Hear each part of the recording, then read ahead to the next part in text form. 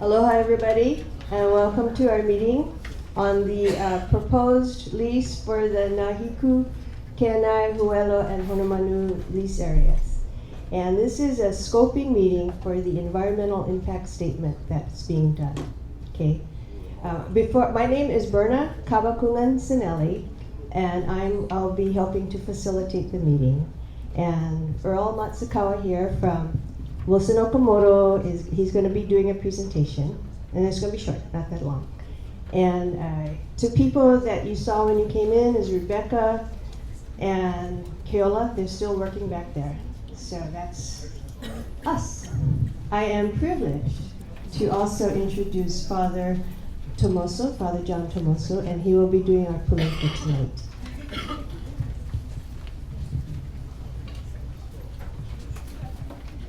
Just so you know, Berna and I went to Catholic school, so we figured it out that we come from the same strain. Pulikako. Ke mahalo ni mako I ko nani a me ko aloha nui e ke akua. Ka mako o kalani. Ia no mako ho upo mai ka I mai oi. Ho nani me ka pono e ke akua I ka mako alaka I nei. I holo mua ka mākou kumohana, me ka na au, me ka mahalo nui ka hako aloha Yesu. Almighty God, in your hands is everything that we see. In your care and blessing for us, all that we see comes from you. Almighty God, we know that you gift us with many things. First of all, the gift of life. And within that abundant life, you give us water, an abundance of water. The abundance of water that reflects the perfection that we journey to, which is your perfection. As an island people, you know our needs of and for water. As an island people, you have surrounded us with water. Water that is reflective of life that comes from you. Therefore, Almighty God, we know that water is you. Literally, water breathes you. Literally, water feeds us with your life-giving breath, with your life-giving presence, with your life-giving abundance. Almighty God, it is within this abundance that we gather as community. It is within this abundance that we are thankful for the gift of water, for the gift of who we are, with and in and through that water. And we thank you most graciously, most thankfully for today, for this meeting, and for all that will come out of it. We ask this in the name of Kahaku Aloha, Jesus, your Son, our Lord and Savior. Amen.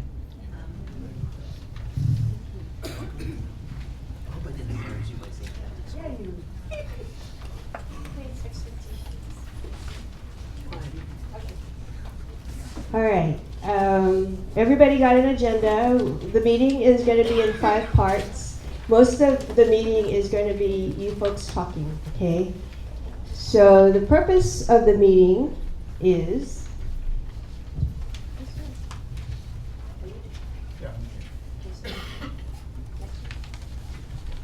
sorry. Okay. The purpose of the meeting is pretty like we have 3. One is we're going to talk about the environmental impact statement, the purpose, and kind of an overview of the process. Second is we're going to talk, you're going to see EISPN all the time, and that's what this meeting is about. It's about the environmental impact statement preparation notice. And so we're going to talk about that and what's in it. And that has already been released, and we'll talk about what was in it. And third, we're going to ask you for scoping comments, and I'll explain what that is. That will be included in the draft EIS, and that will actually guide the draft environmental impact statement. Okay, so the proposed action was published over here in the environmental notice from the Office of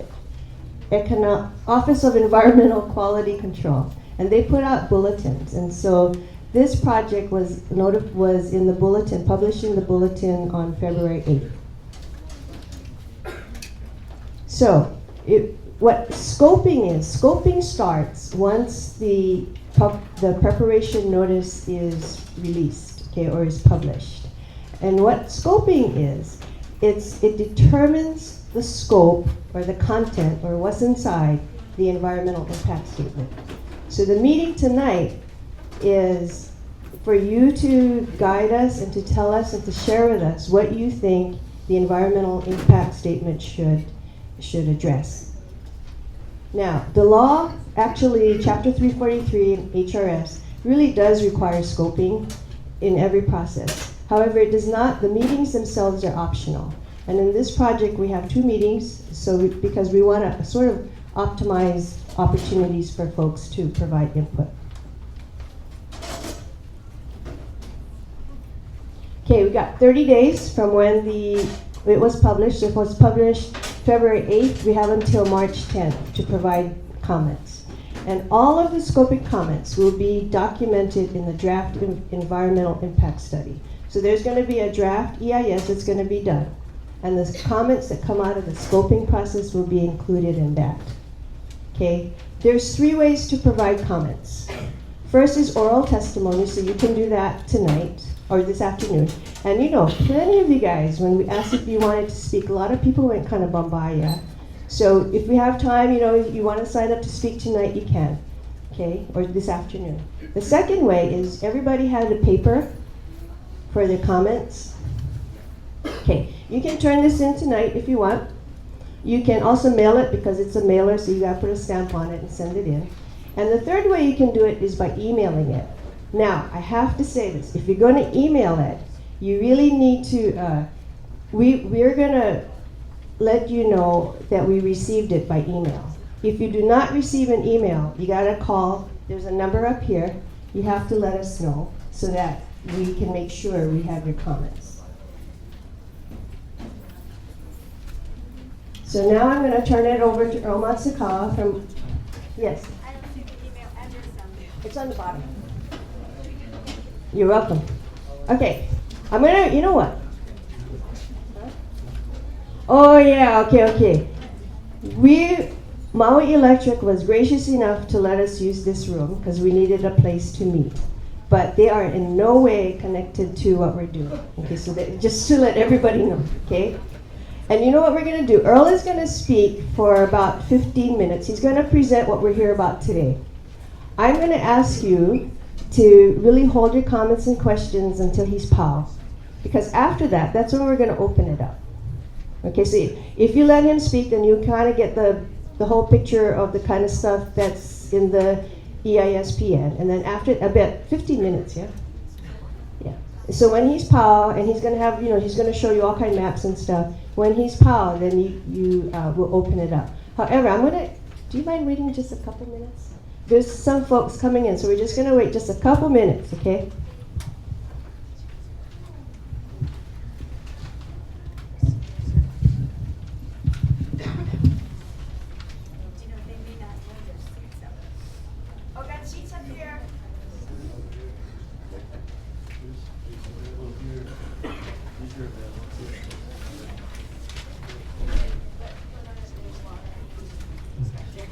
By the way, there is water back there and cookies, so help yourself.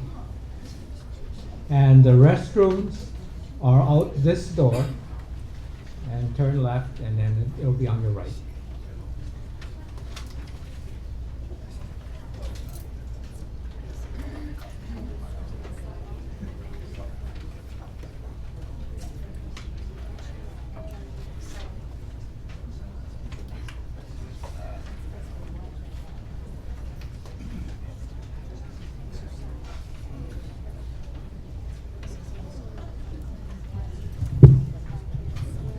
Okay, so as I said, so I'm just going to repeat some things for the people who came in real quick.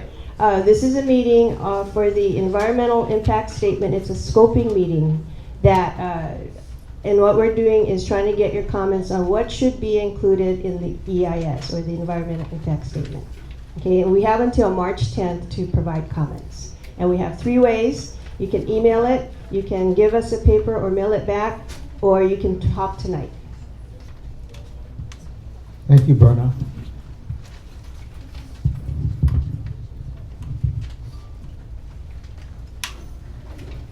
Okay, I'm just going to overview the EIS, what it is, and how it's processed, and then talk about the EIS preparation notice, which is part of the entire process. So, first, I want to emphasize that the EIS is an information disclosure document that documents the impacts of a proposed action. So, in this case, the proposed action is the issuance of a water lease by the Board of Land and Natural Resources. The EIS is not a permit. It is an information document. And it is not an approval to go ahead and do something. It allows it is the information document that will be used for the processing, for the decision on the water lease.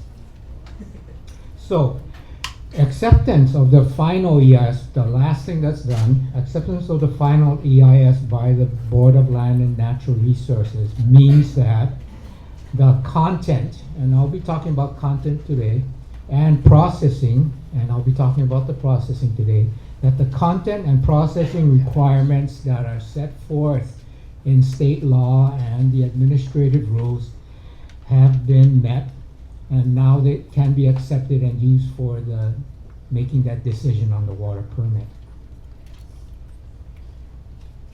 And I also want to make clear, although we are hired by Alexander and Baldwin to prepare this EIS, the documents that we prepare are turned into the Department of Land and Natural Resources, and they need to find that it is acceptable, and they need to, this is a DLNR, they need to file it in order to continue the processing of these documents.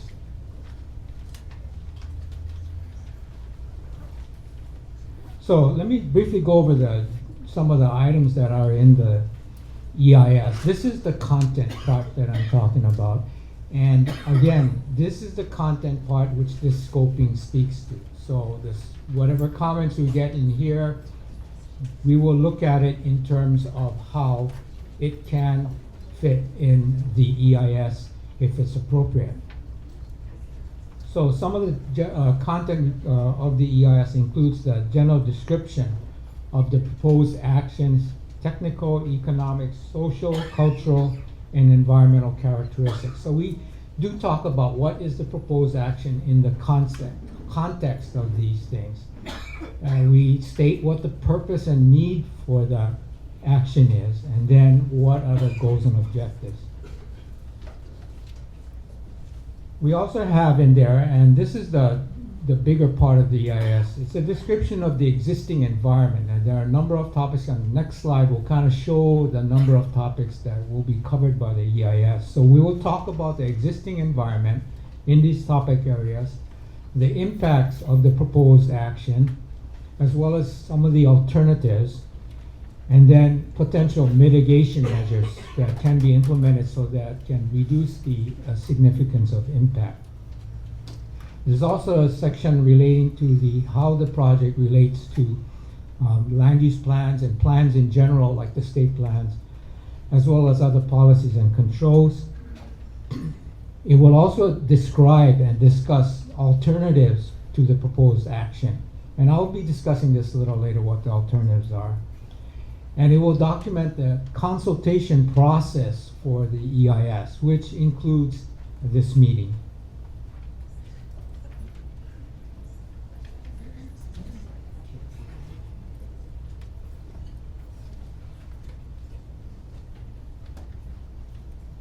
So I was talking about the topic areas. These are the topic areas that will be covered by the EIS in terms of the existing environment, impacts, and mitigation measures.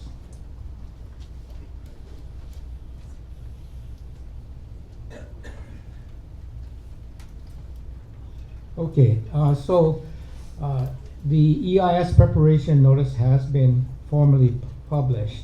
So the purpose of that is to notify interested parties that an EIS will be prepared for the proposed action. And again, the proposed action is the issuance of a water lease.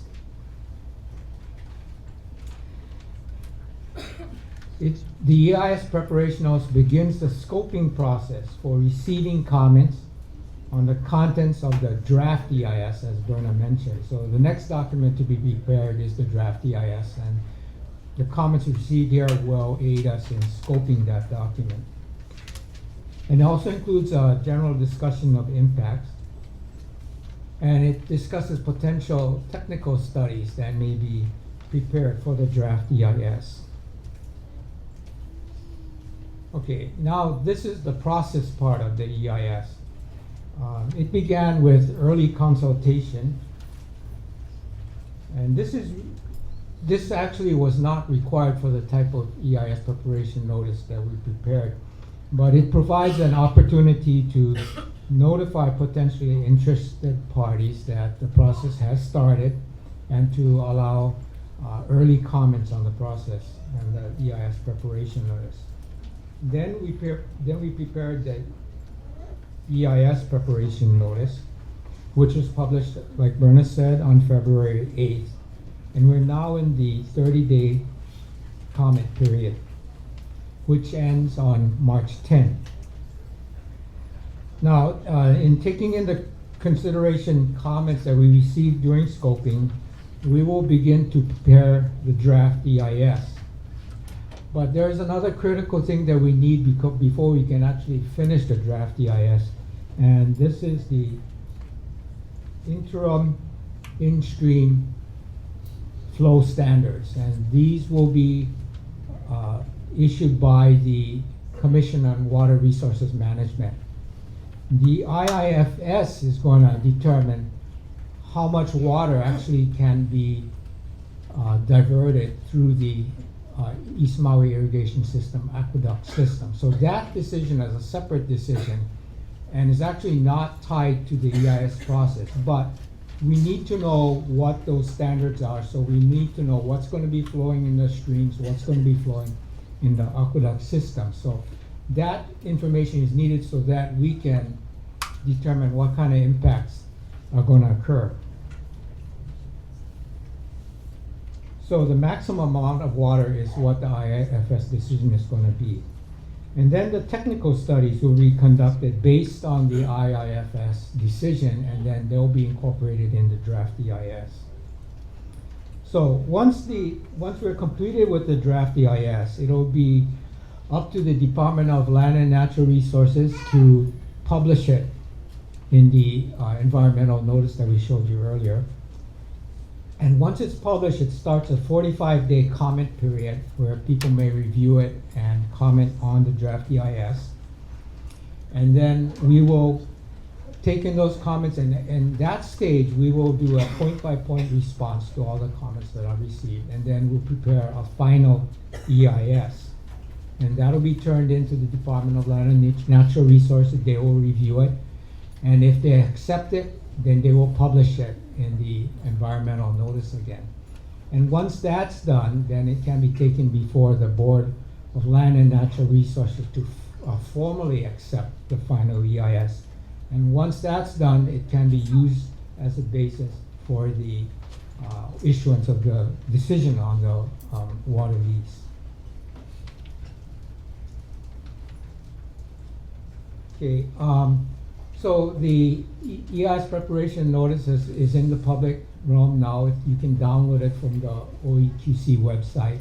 I'll just give a brief summary of what that document contains. So this was published on February 8th. And some of the main parts that includes is the proposed action. And in this case, the proposed actions is the issuance of a water lease. The maximum amount available through that water lease will be determined by the IIFS. It also includes the right to access state land in order to maintain the aqueduct system and the service roads. And there's two key points with regard to the proposed action. The amount of water that the Board of Land and Natural Resources can put in the water lease, the amount that's in the water lease doesn't have to be the full amount available through the IIFS decision.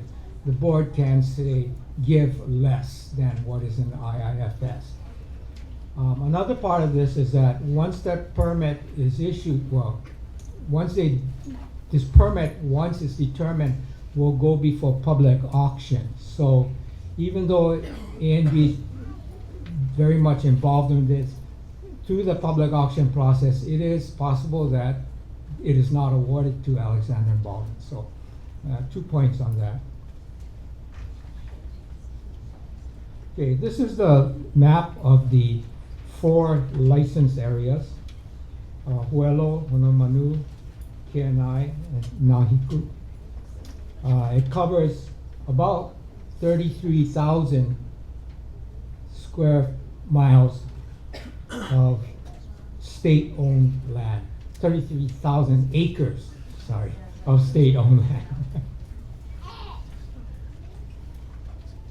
And this is overlay with the 4 license area, and it shows the aqueduct system through the area, as well as land owned by East Maui Irrigation Company, which is shown in the green. The water that is presently collected through the aqueduct system goes to several user groups. One is the Maui County DWS, which receives the water at their Kamole treatment facility. The water is then treated and becomes potable water and is distributed through their system to upcountry Maui.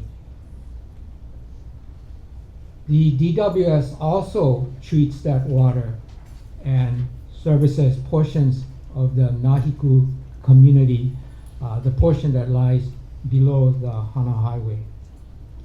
And then untreated water goes directly to the Kula Agricultural Park for irrigation purposes. And then there is about 30,000 acres of former sugar land that will receive that water, that is presently receiving that water, although sugar has now ceased.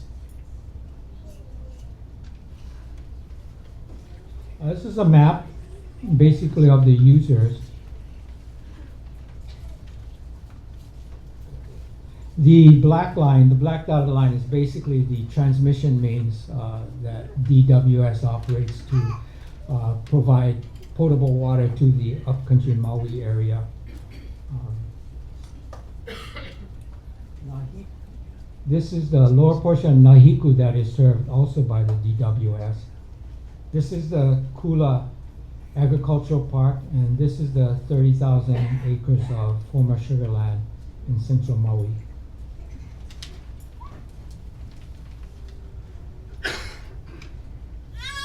Again, the maximum amount of water that can be provided through the water lease will be determined by the IIFS.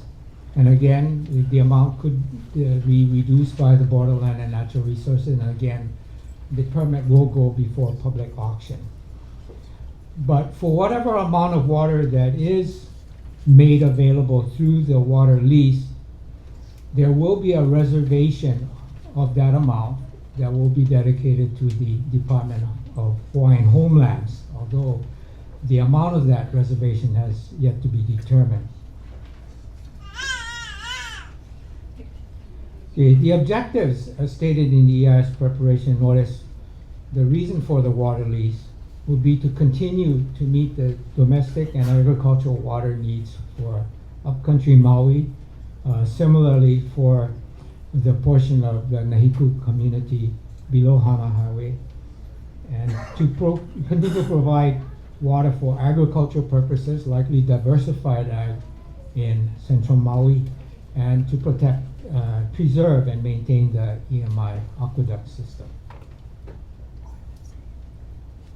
So this is a map of the license area, the streams and the license areas.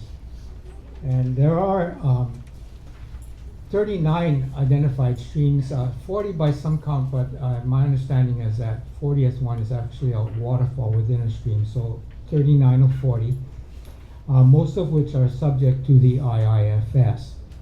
And of these 39 of 40 streams, A and B has historically diverted 37 streams. Then in 2007, Alexander and Baldwin abandoned all diversions in one stream, and they have plans to remove all diversions from another 5 streams.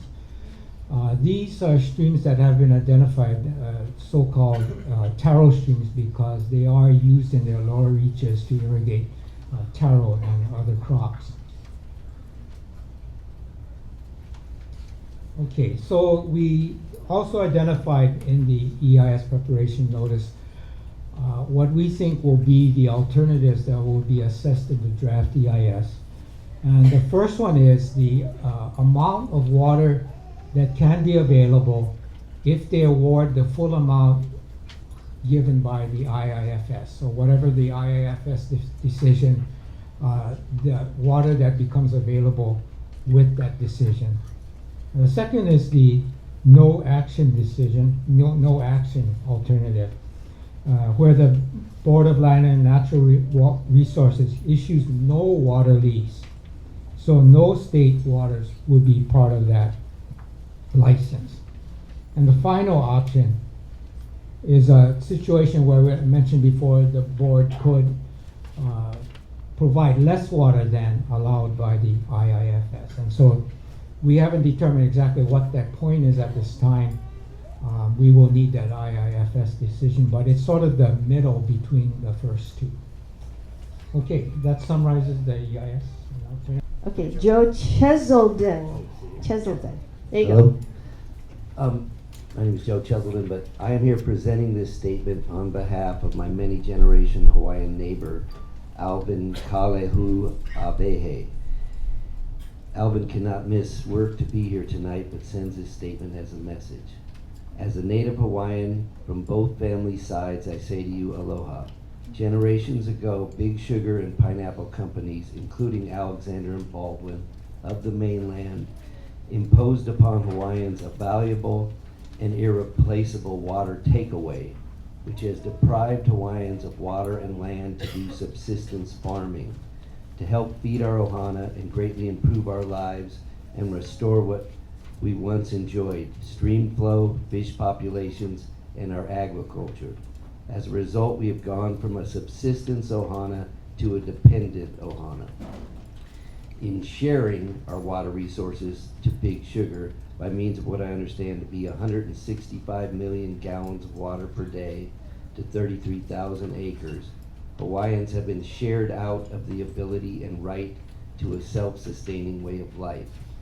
It is my understanding that Maui currently imports more than 90% of its food.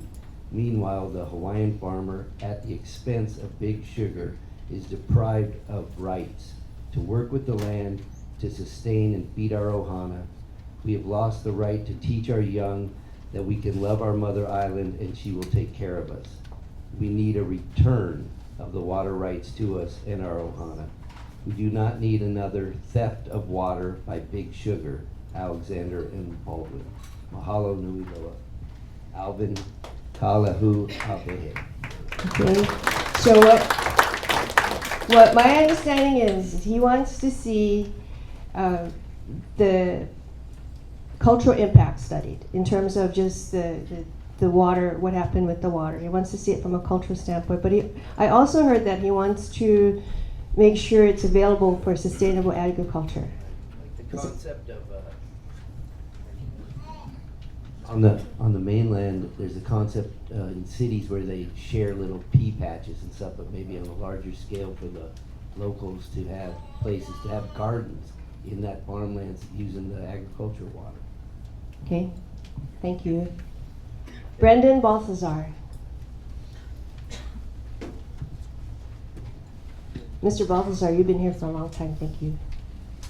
I know I gotta go back and pump water yet, like everybody else. I just wanted to say, you know, when Father said that we all need water, I've been at several of these hearings and testimonies. I believe that nobody can have it all. I think it's a shared thing. We really need to know how much water is needed by the people who are going to plant taro. As a kid, I used to spend a lot of time there. Granted, yes, things were done 150 years ago that none of us in this room is accountable for. However, I believe everybody needs the water. Like myself, I live up country, and I depend on that water coming up out of my pipe. So does my animals, so does my lifestyle. I'm retired from the fire department. I ranch, and I'm also on the board of the Farm Bureau and the Cattlemen's Association. And to just tap on what the last gentleman said about us being able to be sustainable, with all of that land available for ag, and I emphasize the word ag.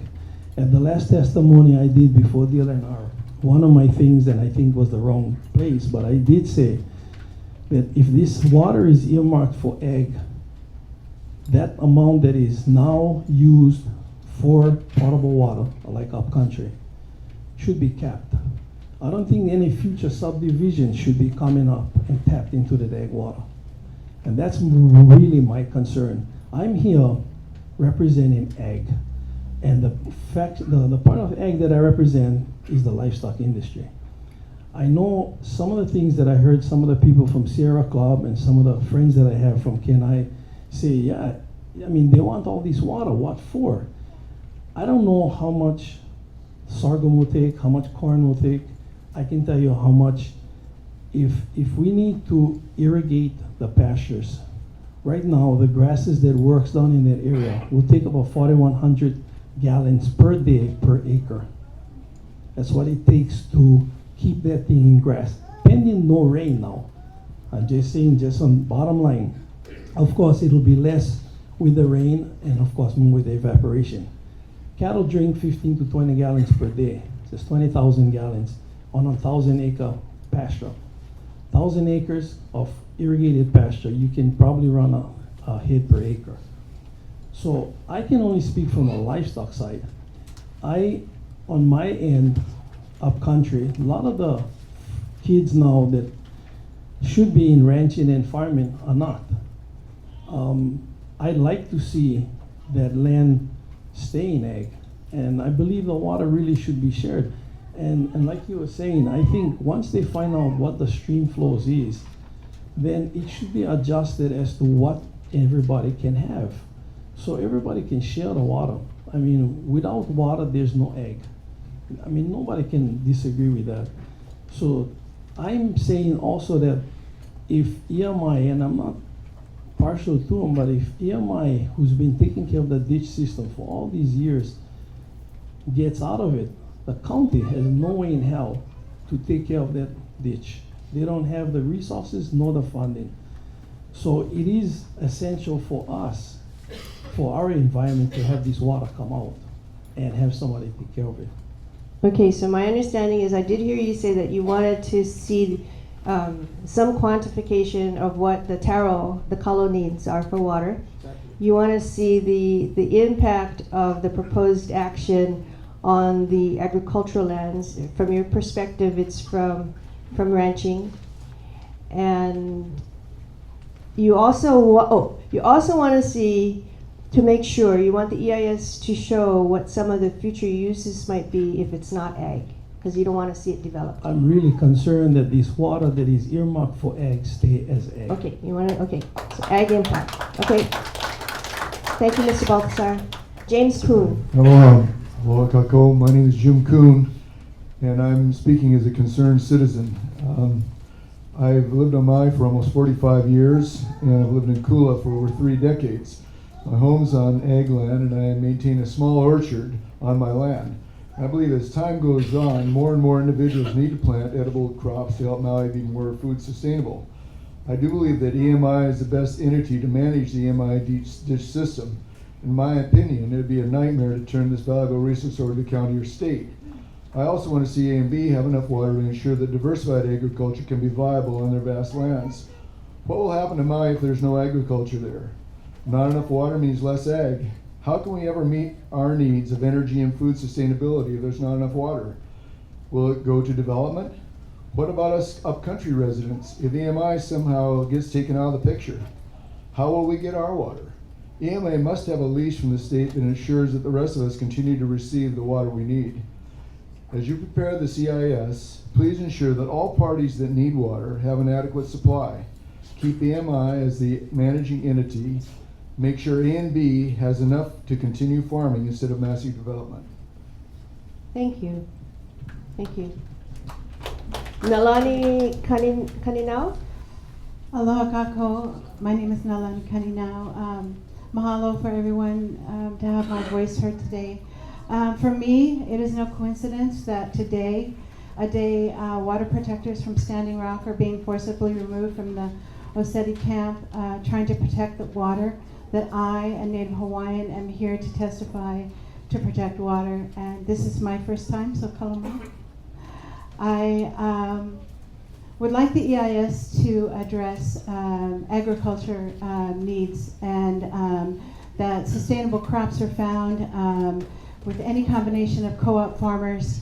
I would love A&B to be transparent in their plans for whatever mass farming that they're wanting to get into.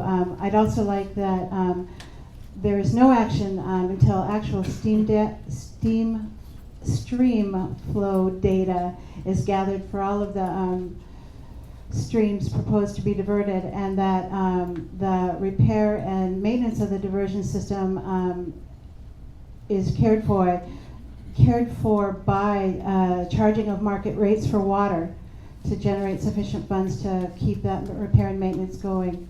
I'd like the EIS statement to look at impacts on aquatic life, native plant species, and traditional and customary Hawaiian practices, kalo farming, gathering native plants, and for hula dancers, recreation, etc.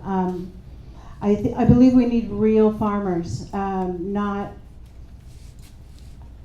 rich gentleman farmers. If you go to the A&B website, there's you can become an investor of their gentleman farmers. I need to know that A&B truly has the interests of Maui at heart. I need A&B to honor the tradition of taking only what you need and not taking all that you can. Mahalo. Thank you very much. Daryl Tanaka. My name is Daryl Tanaka. As far as the EIS goes, I like them to include if there's no water coming from EMI, if EMI is to shut down, if the existing wells can handle supplying the upcountry with water. And in the long term, 10, 15, 20, 30 years from now, can those wells sustain us? I don't think so. As a fisherman, I like to see the water return to the ocean, yes, but I would be wholeheartedly against all the streams being restored. Too much has changed in our climate in the past 150 years. Stream flow needs to be constant, more or less.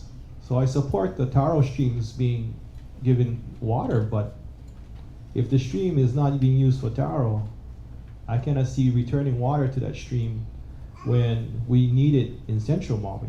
In order for diversified ag to happen, there has to be water present, or no farmer is going to want to invest his time, effort, and money into trying to make a farm when there's no guarantee that there's enough water, especially during times of drought. I come from a farming family. Ever since my great-grandfather came here, he raised vegetables in Happy Valley. My grandfather was a farmer up in Kula. And I can tell you, if there's no water, there is no farm. So the water coming through EMI has to reach central Maui. But we're not going to see diversified ag. But I can tell you one thing is that The only people that have money to drill wells and maintain them are developers. And the last crop in farming terminology is always called a subdivision. Okay, so bring the water here. Keep EMI in place because our county cannot even run our parks, our beach parks. They cannot even run that properly. How are they going to run the ditch system? So we need EMI. Thank Okay, you. so I heard to keep the EMI system, and part of it is also the efficiency of the system in terms of what it's doing now, and also getting it to agriculture. And you said something in the very beginning about upcountry. And I just, yes, whether or not the wells could sustain need in the future without the system. Yeah. Okay. Lloyd Fischel. Lloyd. Oh, there. Thank you. Good evening. Just a few things I'd like to see the EIS address. Of course, I'm a farmer, and we all have to recognize that most of the food that we eat, maybe even more than 90%, is imported. And being where we are, given the problems in the world today, given what could happen to the cost of petroleum, of oil, of energy, this decision must reflect an understanding of the importance of small farms growing food for Maui.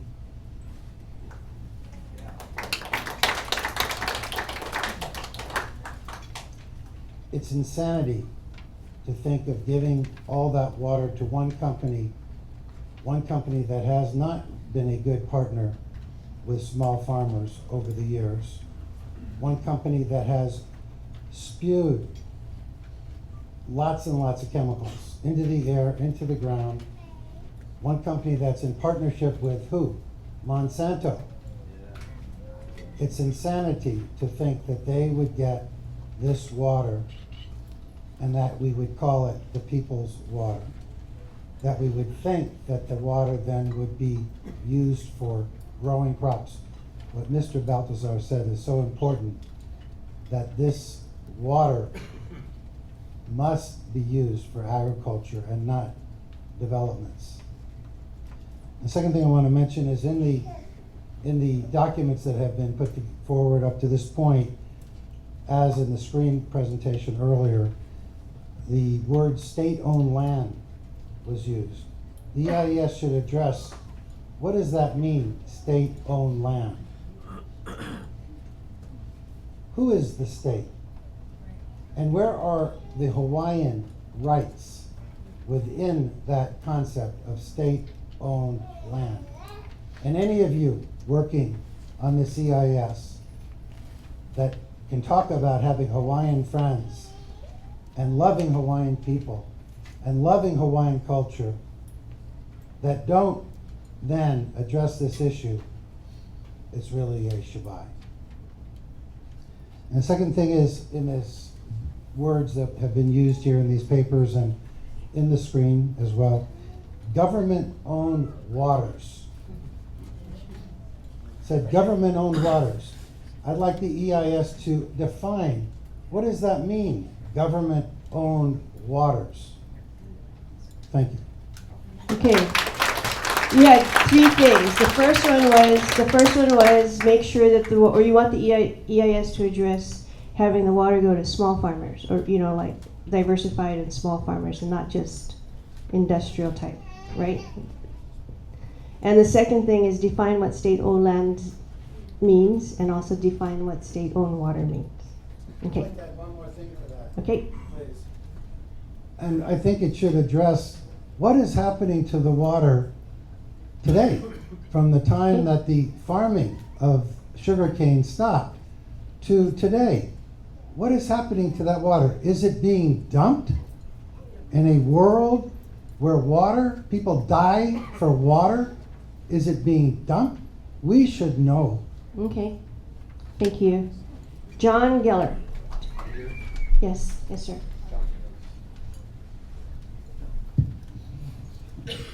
Hello, my name is John Gellert, and I'm a resident of Kihei. I've been a Maui resident for 7 years. I would like the IIFS to address the needs of native Hawaiian farmers and also the environmental concerns. So I believe that every stream should allow at least some water to go to the ocean to take care of the needs of these so that the environment is healthy and that the Hawaiians have more than enough for taro and other needs. As far as the rest of the water that is diverted, fully support use for only agriculture with the exception of what is needed already for upcountry. And also, the court did say that that the water is not allowed to be diverted anymore, but then A and B and their lobbyists then got the legislature to overturn that. So that is wrong, and this water should not be going to A and B. This is the people's water, and we need to have more sustainable agriculture here in Hawaii.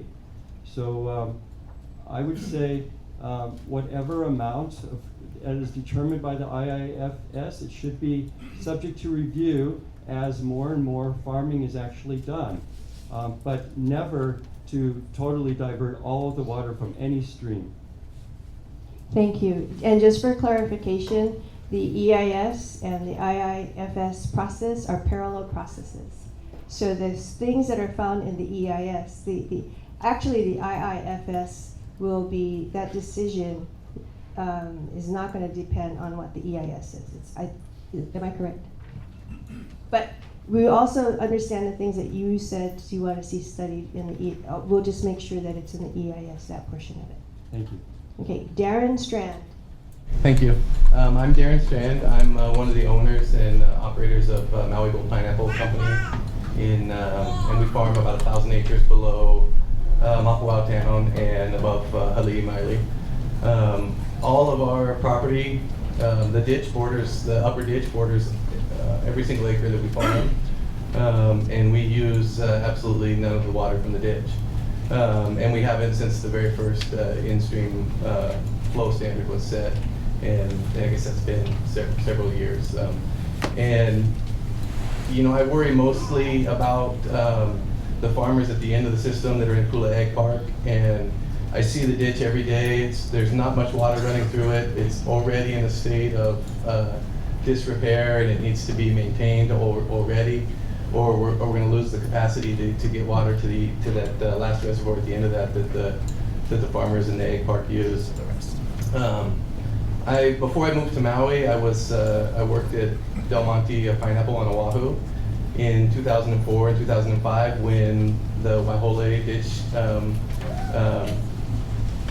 situation was going on, and it was I was new to Hawaii at that time. I just finished at UH, and it was a contentious issue, but they were able to come to an understanding or some kind of an agreement, compromise, and there were, at that time, Del Monte closed, and there was Larry Jeff's, the Loon Farms, a seed corn company, and no other farmers using the system, but there was a cooperative that maintained it. And if you were to go to that area now, it's been you know, maybe 10, 12, 15 years. It's amazing how many farmers are on that land in Kunia using that system. And so I'd like to you know, see us come to a balance, a compromise, and have the foresight to think about what that area might look like in 10 or 15 years, and not make a decision that's just based on what we think we want today. Thank you. Martha Martin. Thank you. I appreciate all of the work that is being done on the EIS. I think it's going to be a very interesting document. And some of my comments that I have, I think should be directed to the Department of Land and Natural Resources, not to the EIS. I've lived on Maui for 50 years, and I see that agriculture is changing on Maui. We're not going to have a big monocrop cultivation of sugar and pineapple that we used to have. And so what I would like added to the EIS is for the EIS to address the condition of the ditches and the amount of water leases that exists today. It may be in there, but in my hurried look at it on the computer, I didn't see anything that reported that the condition of the ditches and the amount of leakage in the ditches. Also, I would like the EIS to recognize what the priority is for water use. To me, that land that they're drawing water from is watershed, and the primary use of the water should first be watershed and stream protection and forest preserve.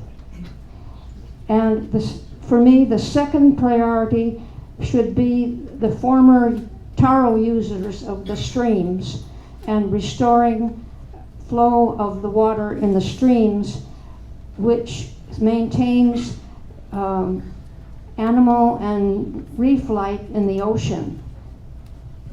And then I think the third user that should have priority should be the county. And then number 4, I think the small farmers, both old and new, should get priority, because we don't produce enough of our food locally. And when sugar and pineapple were grown, they didn't support our state with enough diversity. And then number 5, the last bidders allowed to bid, I think, should be corporations. And I think they should get only short-term leases, not 30-year leases. And I think bidders who are working to make Hawaii more self-sustaining in food and energy should be given priority over private profit. And so thank you for this chance to speak, and I hope we're going to make a good decision on this. Thank you. All those 5 things will be addressed in the EIS.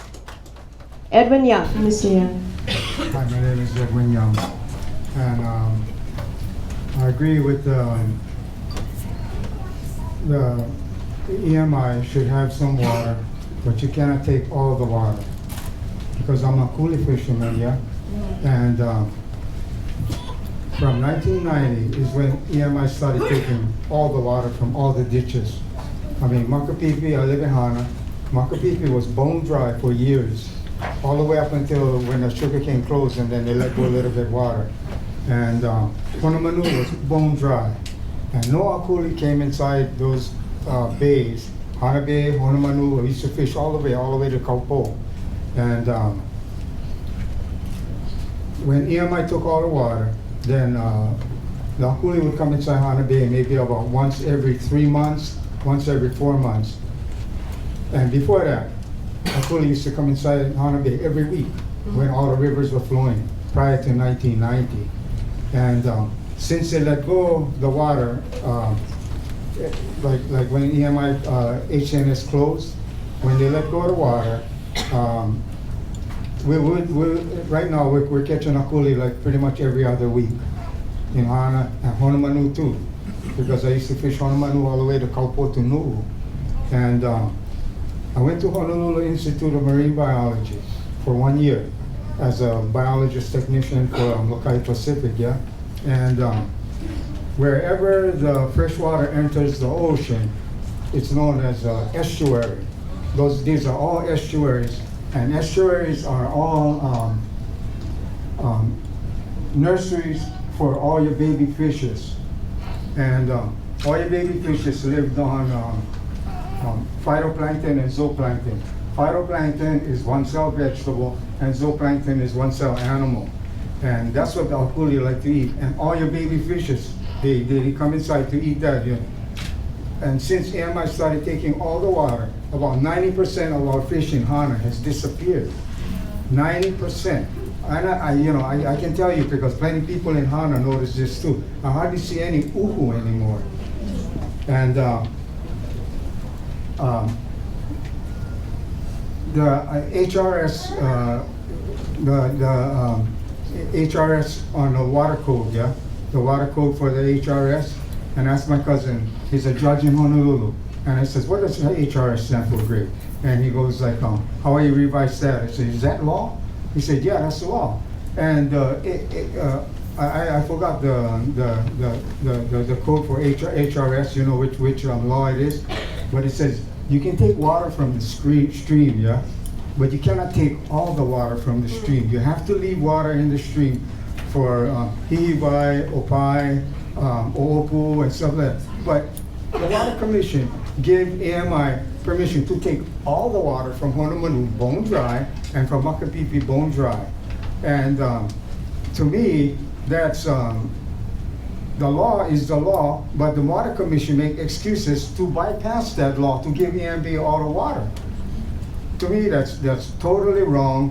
And how can a big corporation with all their money and everything like that? Well, for one thing, what's her name? Meredith Ching was on the Water Commission. That's, and she's an employee. And then, last but not least, you guys should have this meeting in Hana for 20 people like me.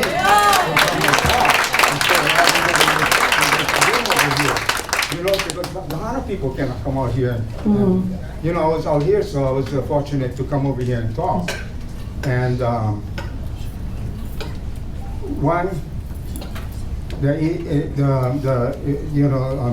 EMI man over there, yeah. First thing he should do is make sure that there is water in all the rivers. And secondly, to help protect our environment. The taro farmers, I agree with all what the taro farmers are doing, but nobody's speaking up for the fishermen. And the people in Hana, we live off the fish. Yeah? When we catch a coolie, we invite everybody to come down and help take the fish out of the net, because I'm not going to take out 5,000, 6,000 fish out of the net. I'll be there for 2 days. But the people come down and they take the fish out of the net, and we give the fish away. We don't sell any fish in Hana. We just give it away to the people. Like you, maybe today we look on pretty average size catch, you're going to get 8.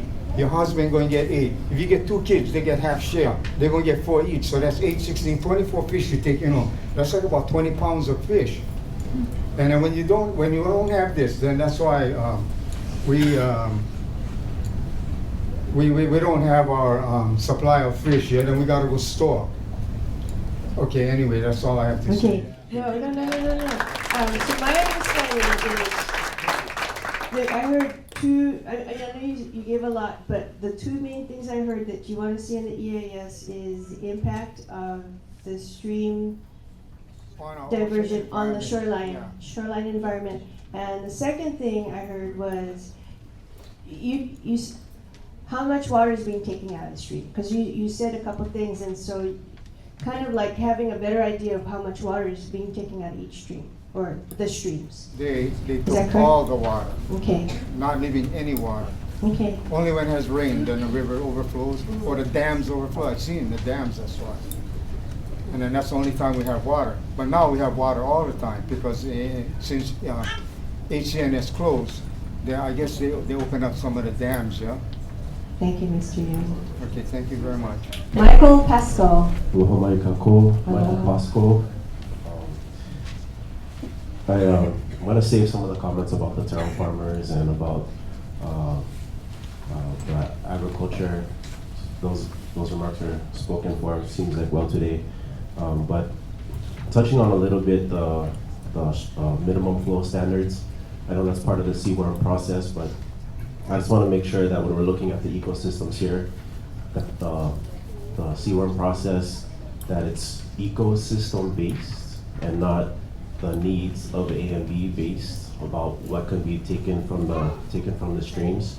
And I echo those comments about maintaining Mauka to Makai connectivity, not just for the health of the fishes for the fishermen, but I just want people to make sure we're keeping track of the fact that the fishes that are produced on East Maui side, they don't just stay and affect East Maui. That affects the entire island and even neighbor islands. And especially when we have like 80% or so of our modern economy based on visitor industry and stuff like that. A lot of us here have jobs that are connected to the visitor industry, and we need to make sure we're protecting those resources also for our economy. The other thing when we talk about the ecosystem-based flow standards, I want to make sure that we're also keeping enough movement in the water to keep the mosquito populations down, because the mosquitoes, when the stream flow gets too low, the mosquito populations come up, and that affects the native birds. And we need to make sure we're protecting all of the native resources, the native plants, the native birds. Without those native animals and plants, we have no native Hawaiian culture. And we need to make sure we're protecting those things. The other thing that we're talking about with the water is we're talking about this being such a cherished resource. So I want to make sure the EIS is addressing the management of that resource. We're seeing like 20% or so leakage and seepage, and that doesn't sound like treating this resource like the valuable resource that it is. And lastly, I want to say when we're talking about sustainable local agriculture for food production, I want to make sure that we're looking at it with the aspect of what's happening in other parts of the world, like the other gentleman was saying. In particular with California, we're looking at the Oroville Dam situation, and I know that impacts so much of the food that is produced in Southern California, and they're talking about worrying about that dam failing, and what that's going to do to all of the food prices that all of us pay, since we're not producing enough food on island. So I hope that that's factored into this decision-making process about where we're going to be getting our food if events in the world make it so that we're not getting as much from across the ocean. And I guess lastly, I just want to state that, because over the years we've seen that A&B has been such poor stewards of the resource, flushing stuff out to sea when they're not using it. I want to make sure that we have public access to the ditches, so that way some verification can take place, because we haven't been able to count on the words and actions of A&B over time to manage our resources. So that's all I want to say. So that last point actually is related to your second point where you talked about the condition of the system itself, yeah? Yeah. Okay, Yeah. thank you. Moki Kahiomo.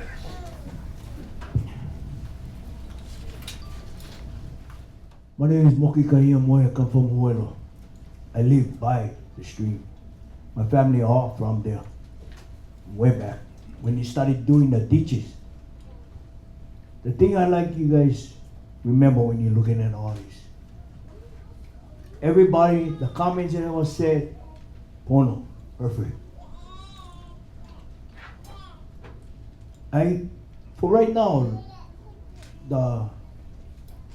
you're trying to take care of your, there's so much to take care in this world going on. But I only can take care of so much. And the first thing is my ohana. So, because now your parents getting older, sick, this, that, you get pulled away from the actual water situation going on. So, the thing that I want to address is that this 30-day window, we got to come in and make one decision. That's pretty quick, yeah. Actually, it's not to make a decision. But in a way, to pick up what is up, because what we're talking about, 30 days is not enough. But what's going to happen is what you guys tell us during these 30 days is what they have to study, which will probably take months.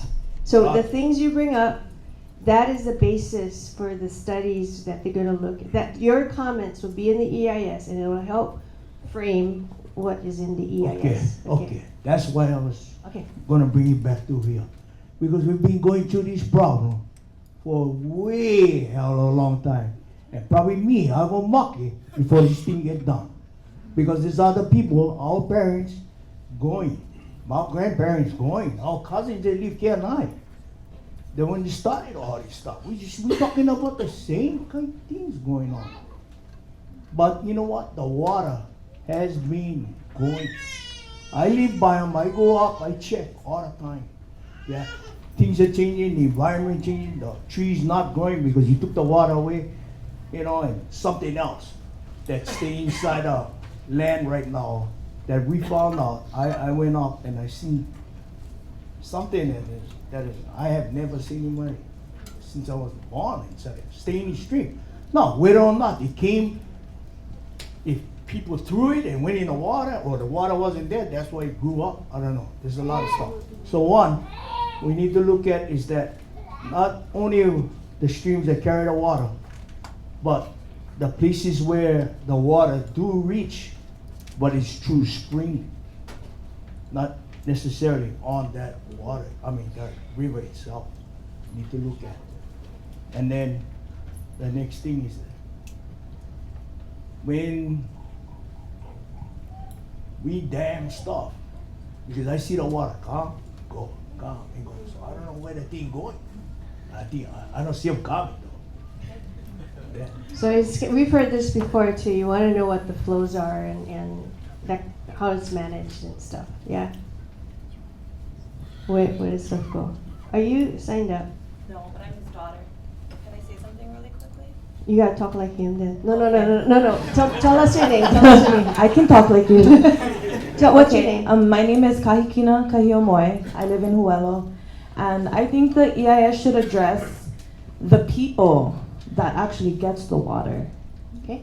As far as, I see the environmental issues as far as the fishermen and the farmers, but I'm talking about the people like myself. Because these clothes that I'm wearing, I wash them from that water that comes from that stream. We bathe in that water. You know, we wash our dishes. Everyday use comes from that water. So I would like them to address the people and their normal daily lives that they need to do, and that water that comes to their house. The social part. Exactly, Okay. the modern day living. Okay. Everybody, I diverted because I let her talk, but we'll still try and stay in order, okay? Okay, thank you. Thank you. Alex Franco. My name is Alex Franco. I'm with the Maui Cattle Company. A number of years ago, a group of ranchers got together to form the company in an effort to try and keep our cattle home for the local marketplace. For a number of years, our cattle has been shipped to the mainland to supply the markets there. And the local ranchers felt that, geez, we should try and keep our cattle home to try and develop a local market. And we were very fortunate that as we got into the local market, there was quite a bit of demand for our product, and people sought after a local product. Unfortunately, one of the things that happened about 5 years into our company is we hit a 6-year drought that really impacted the ranching community here on Maui as well as the rest of the state. And what that did is it pretty much diverted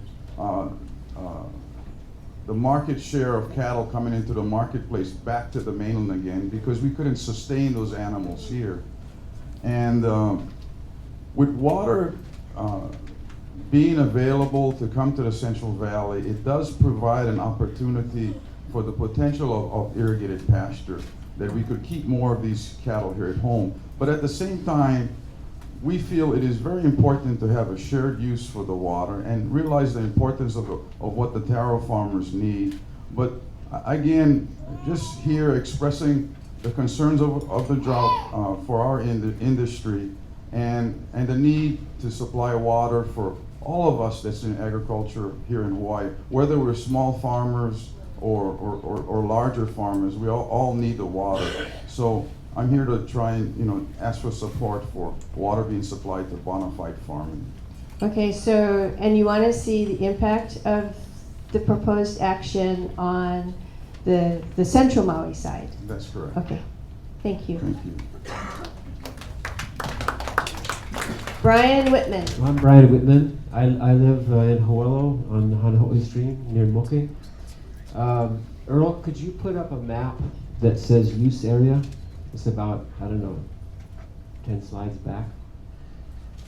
I noticed almost all these comments are about socioeconomic because we're people and we have to make a living and we have families. And we care about the individual species, but we're pretty much all talking about ourselves and our family and our history. Is this map? That's a good map. Okay. That's a good map, thank you. I think that A and B is asking for too much and they're too vague. So I think when you guys are making the EIS, you should make it with a more reasonable request in mind, not the request for all that water for 30 years. I think you're asking for too long a time, and I think also, unfortunately, you're not giving back enough. And I think one of the things that maybe all of us should realize, all these ditches are up here, right? These were built by steam shovels back before diesel, right? They were built by Chinese labor, German engineers. We still have German Hawaiians, Chinese Hawaiians, right? Hawelo is a community that actually came from EMI development. It was a fringe area of Hawaiian times, but it became kind of a central part of EMI, and it's near Kailua where they maintain the ditches. And I know some of those ditches, I don't know all of them, but they go around here, right? And they come over here, and this is all A and B's land. Now, me, I just have about 4 acres there, so I'm not even talking about me. I'm on rain catch. I'm talking about all you guys, the whole island. I think if A and B wants to make a reasonable request, they should think about, first of all, where are we going to put the water we're asking for? As it is, what they're doing is they're asking to just have the water, put it in the field and let it run down in the ocean. Now, wouldn't it be smarter for them to take some of their 30,000 acres? That's a lot. I get 4, they get 30,000. Okay? 30,000 acres. Why not build a reservoir? Okay? I drive around here like below Hili'imaile, it looks like there's kind of a scoop. Below Pukalani, there's kind of a scoop. I think that if they were smart, they would say, okay, we have a lot of land. We should build a reservoir and we should just ask for the overflow. Okay. Instead of asking for the main flow, we should say, you guys can have all the main flow. And when you get storms in East Maui, when there's too much water, that's when we take ours and we put our water in a reservoir. And then we can have what we need and you guys can still have everything you need. Okay. So it's a matter of storing and distributing differently than what is, so it's another. A&B needs to invest. They haven't invested since the 19th century. Okay. Alice Lee. Good afternoon. Aloha, everyone. Aloha. My name is Alice Lee, and I'm a lifelong resident and community volunteer in Maui County. I think it is of the utmost importance that the EIS be fair, balanced, and representative of a wide range of interests that will benefit the community as a whole. These are my concerns. What will be the impact on the over 35,000 residents in Upcountry who rely on EMI for water? Will Upcountry water rates be raised if the county cannot get water from EMI? How will the county be able to provide additional water to Upcountry due to normal population growth? With Nahiku, will Nahiku water rates go up if the streams are restored? Flood control is a significant problem now that the Iao Stream or Wailuku River has been substantially restored. With water constantly running in the stream, it is difficult, almost impossible, to maintain the stream beds and control vegetation, which allows the water to rise into the stream and increasingly pose a threat to human lives and property damage, especially in times of heavy rains as we experienced in September. Will the restoration of East Maui streams cause the same problems? For over 100 years, the stream diversions have contributed to the recharge of Maui's aquifers. What will be the impact of reducing recharge? What will happen to A and B land over 30,000 acres with and without stream diversion? If the Central Plains no longer receive surface water from East Maui, will this not cause an environmental catastrophe in Central Maui, such as serious erosion problems, dust storms, fire hazards, native birds, animals who thrived in the cane fields, what will become of them? How will our largest economic driver, the visitor industry, be impacted if much of the land becomes arid and a blight on the formerly lush slopes of Haleakala? Finally, I strongly believe diversified ag is the best use of the former cane lands. Thank you for your consideration. Okay, you said a lot, so I want to make sure I understand. A lot of it was what happens to the users, to the communities, if you don't have that water, yeah, and then what happens to water rates and things like that. The other thing I heard was if you don't irrigate the Central Maui part, is it going to be dry, and arid? And the third thing I heard, you said a lot of things, so I'm trying to put it in my head, okay? One of them was also flood control. That can we handle flood control if all the streams were the other way? Okay, thank you. Diane Shimizu. Good evening. My name is Diane Shimizu, and I'm a concerned citizen and also a member of Go Maui Inc., a nonprofit organization that advocates for affordable workforce housing, water, good paying jobs, and a healthy economy for Maui County's residents. I've lived on Maui for 66 years. For over 35 years, my husband and I and my 2 boys lived in upcountry Maui. We were able to build our home and raise our family because we had water for our domestic water needs. The EMI system supplied water for Nahiku and irrigation water for ag users at the Kula Ag Park. The possibility that these users will not continue to have that water is frightening. What will happen to the families, farmers, businesses, and schools in upcountry Maui and in Nahiku if EMI is not allowed to continue to deliver water? EMI needs enough water to continue to meet the domestic and agricultural needs of our upcountry and central Maui residents.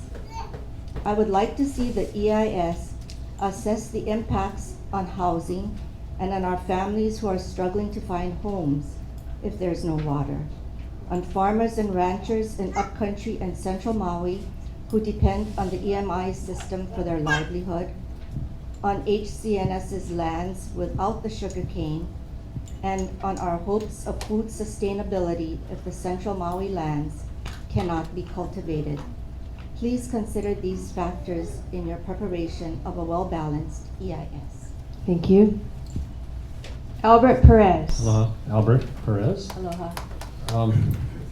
I have a lot of comments, and I'm not going to read them all because I'm going to submit written testimony. But I did want to talk about what I consider to be a major flaw in the initial premise of the EIS preparation notice.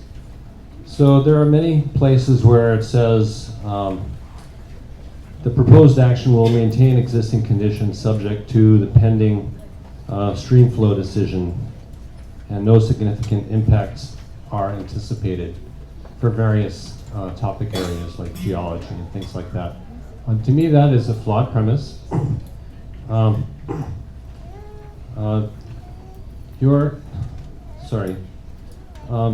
HCNS is using very little water, and it may be years before they use much more. In terms of environmental impacts of the proposed action, it does not matter what their stated future intent is. We have to evaluate from the existing situation, which is that Opai and other stream life are currently using habitat that currently exists. The proposed action will reduce or eliminate this habitat, and that is an impact that must be analyzed. Kalo farmers currently have water available that will be reduced or eliminated by the proposed action, and this is an impact that must be analyzed. So I think if you go ahead on this basis, that the entire EIS will be flawed. I also wanted to say that no one is talking about either or, it's not either Central Maui gets water or East Maui gets water. It could be both. There's plenty of water, but it should be used wisely. I'm hopeful that some of the people here today will share with positive impacts they've already seen from the increased water flow, and we have heard some of that. We need to insist that this EIS has real information about real impacts and not just gloss over what has happened in the past, because we can learn from that and incorporate that into the EIS. And then I'm not going to go into detail about what should be discussed. I'm going to leave that out, but I did want to talk about some alternative actions that could reduce harm to the environment and to cultural users, such as leaving more water in the streams than A&B has requested. Using other water sources like wells or streams that A&B already diverts outside of this leased area. Maybe they have enough already. Maybe they don't need this lease. Making sure that the water is used for agriculture. A&B does not have clear plans for agriculture. They keep changing, and the land is being sold. So what assurance do we have that leasing this thing for 30 years, that the water is going to be used? How about growing crops that are appropriate for the environment out there in Central Maui? You don't have to grow mangoes in the middle of the arid part of the island. Using less thirsty crops that would use less water. Currently, 42 million gallons per day is lost from the ditch system and the reservoirs. How about the alternative of reducing ditch system and reservoir losses? How about allowing more access to public lands so that we can see what's actually going on there? You want to stop me? You said you were gonna turn something in? I am. Because it's still gonna be on record. Is that okay? That's fine. All right. I want And here's people what to I'm hear it. saying. We do have limited time. I'm almost out. Okay.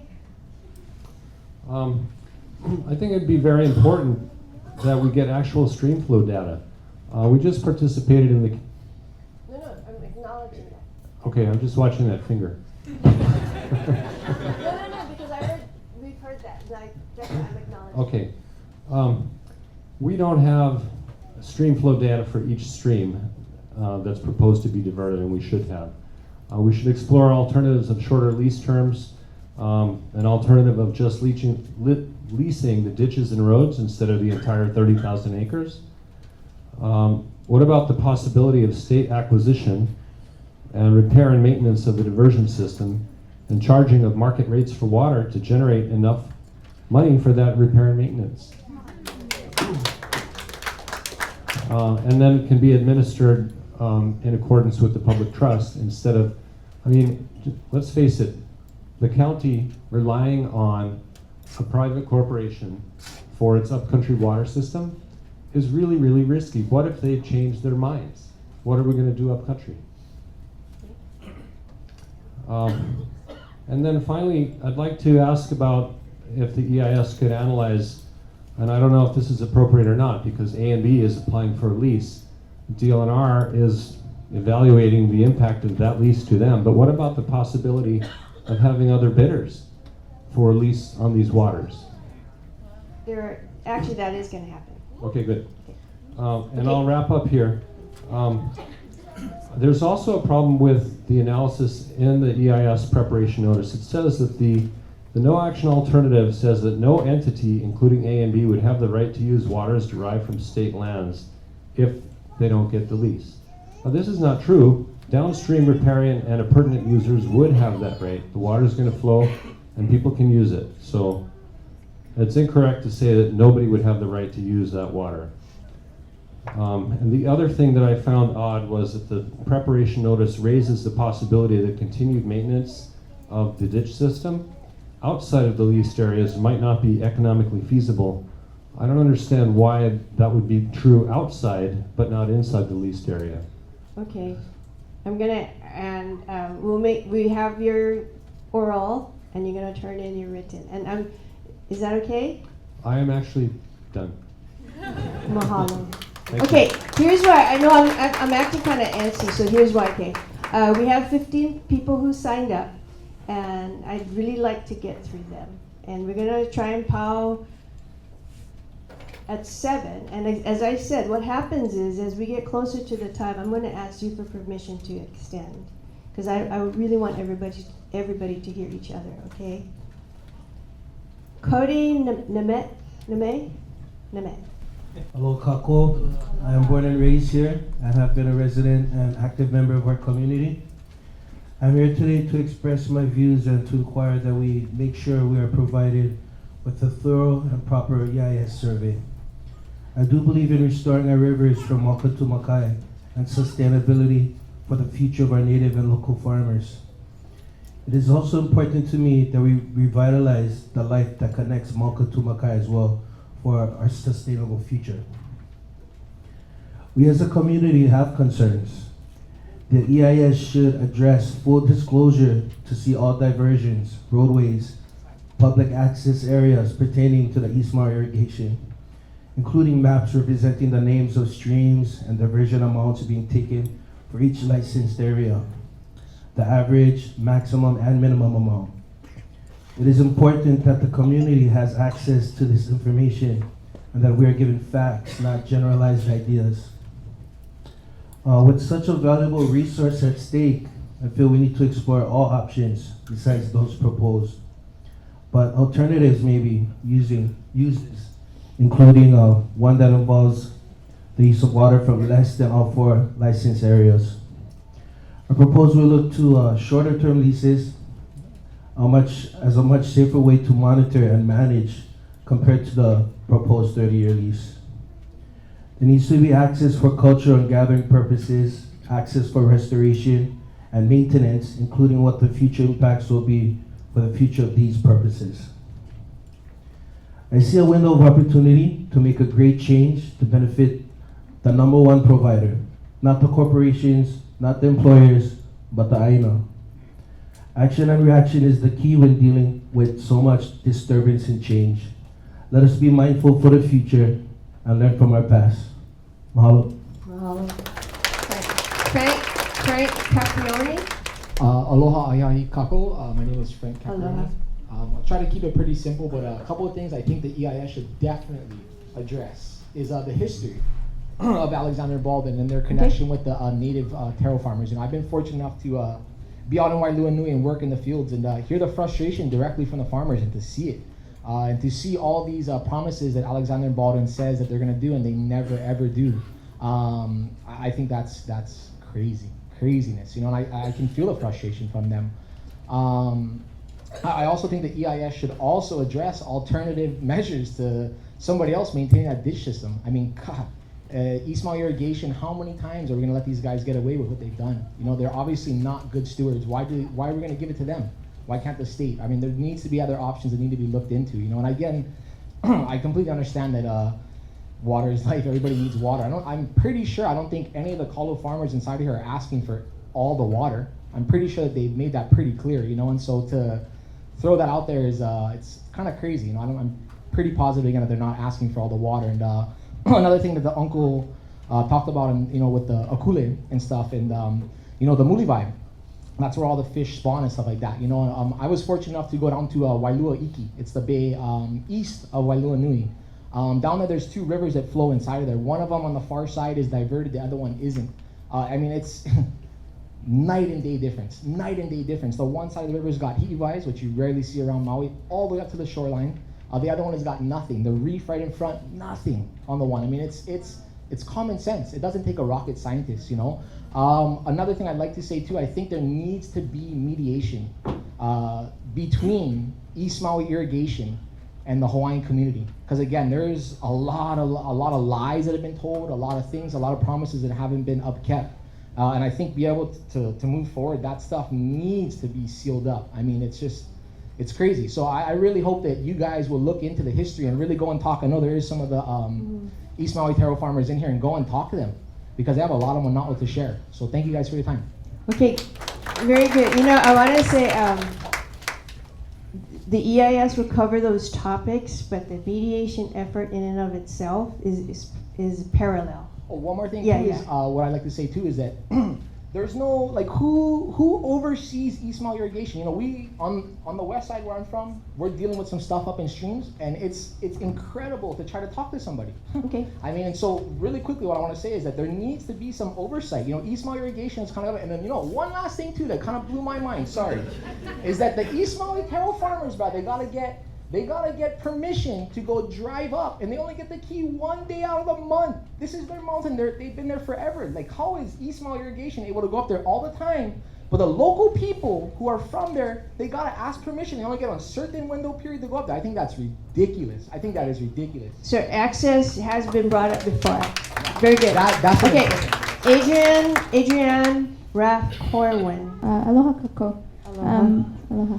My name is Adrienne Raff Corwin. I'm with Sierra Club Maui Group. We will also be submitting written comments, but I'll just provide a little bit of what we want to say here.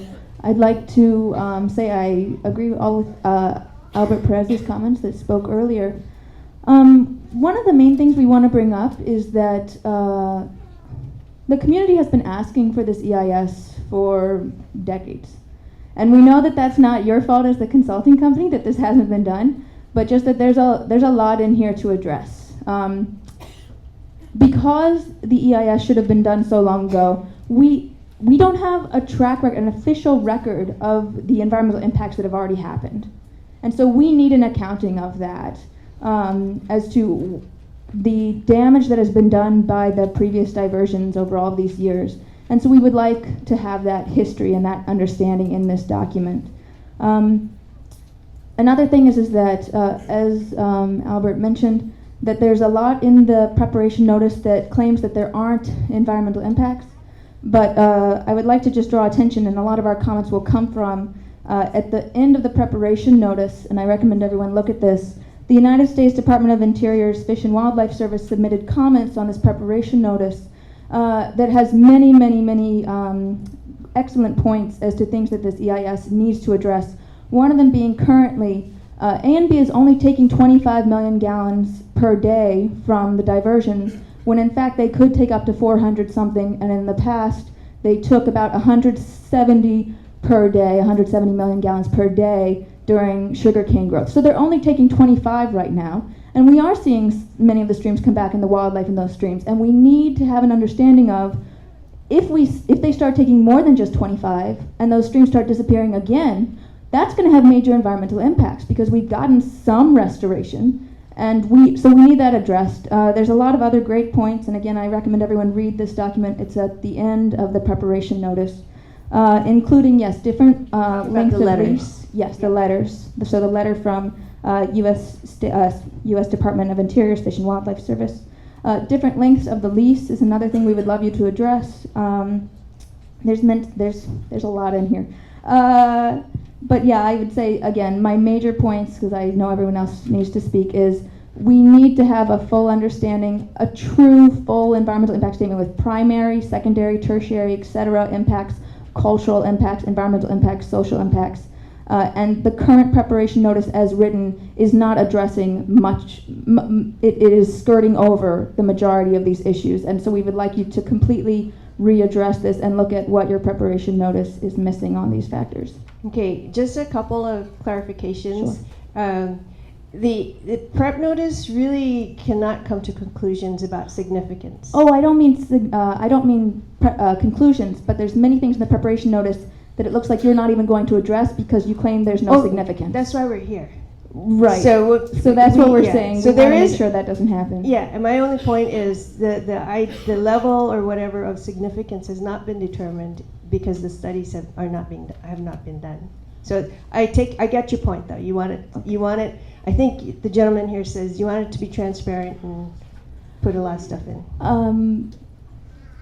Well, for time reasons, I will leave it at that, but it's Okay. a lot more complicated than that. I know. Okay, thank you. Tiari Lawrence. Sorry. Aloha, my name is Tiari Lawrence. Aloha. I'm from here. I'm a lineal descendant of Kianai. My tutu wahine was from there.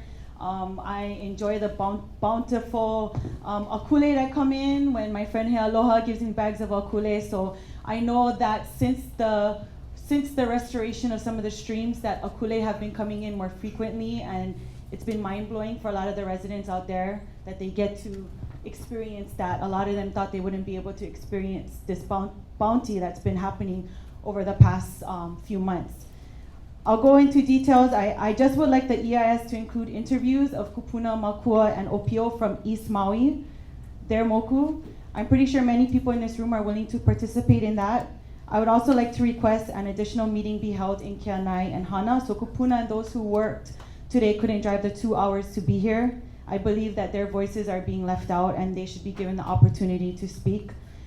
I would like the EIS to provide the benefits of short-term versus long-term leases. The EIS should reveal impacts of the diversion of each stream, not a generalized view of the entire watershed. The EIS should consider a range of alternatives. Besides the no diversions at all alternative, it should reveal the impacts of just diverting enough for existing county needs and the alternative of leaving enough water in every single stream so that they each receive enough to support 90% of stream life. The EIS should disclose those areas that are pumping from A and B land. The EIS should include all past impacts such as Kuleana land titles, quiet titles, and a clear explanation on how A and B acquired these lands with records and present impacts to the streams. Streams have more water than normal, which helps increase habitat right now. If they are given the lease, the stream habitat will be killed. That is a fact. As well as the impacts of the various broken infrastructure and leaks along the system. Also, I would like the EIS to include a map of potential lo'i that can be restored. This will provide an opportunity for more kalo cultivation. Kalo farmers are unable to keep up with the current demand, and kalo industry is a multi-million-dollar industry with so much more potential. I would also like the draft EIS to include the following past and present impacts on aquatic life, native plant species, invasive plant species, recreational activities, aesthetic values such as waterfalls and scenic waterways, traditional and customary practices such as kalo cultivation and gathering of o'opu, hihivai, and opai. I personally believe that no future subdivisions or gentleman estates should have access to surface water for development. I also believe that EIS should explore policy, if passed at the county level, such as allowing gray water use that would allow less use from potable sources. At the very least, before any lease is given, they should be required to fix the ditch system and reservoirs adequately to stop wasting 41 million gallons a day.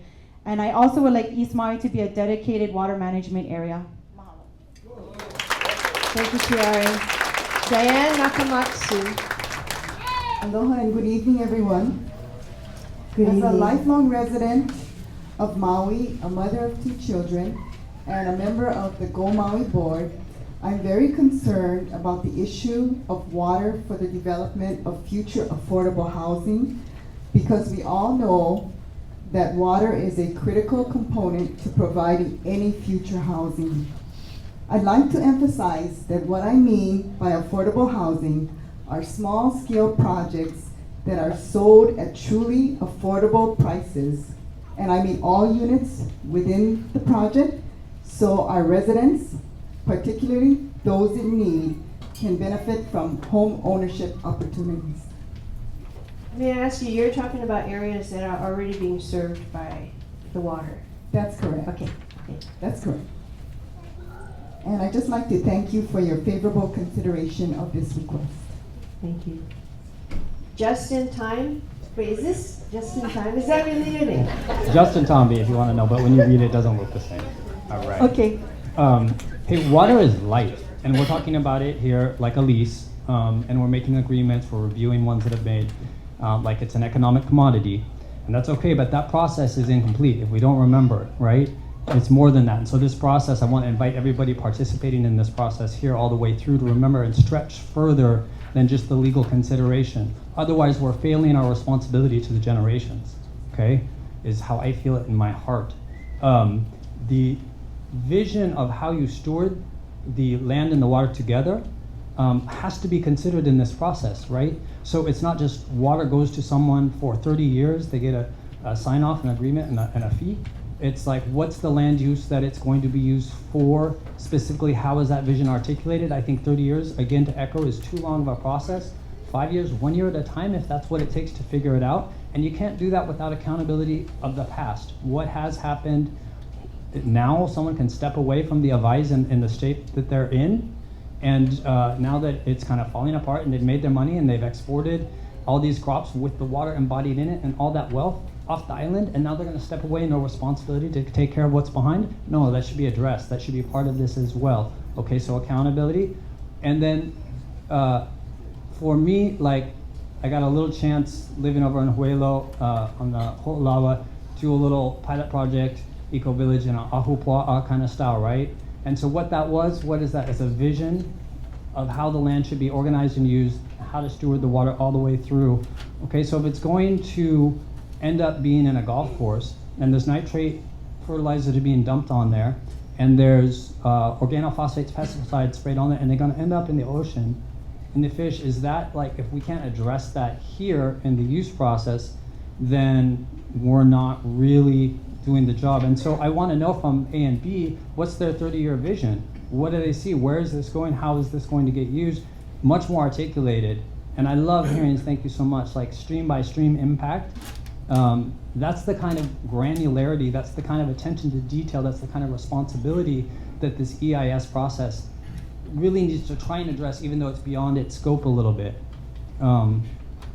Okay, future uses, you mentioned, there's no golf course. I mean, you mentioned that, and it's just, I kind of want for the record that, you know, we're talking about existing uses and the Central Plains and all that kind of stuff. So diversified agriculture. And diversified agriculture, right? yes. So let's see some polyculture, no more monocrop, monolithic institution. I would like to see some addressing what the land use looks like that makes room for small-time agricultural producers. I'd like to echo that again, for sure.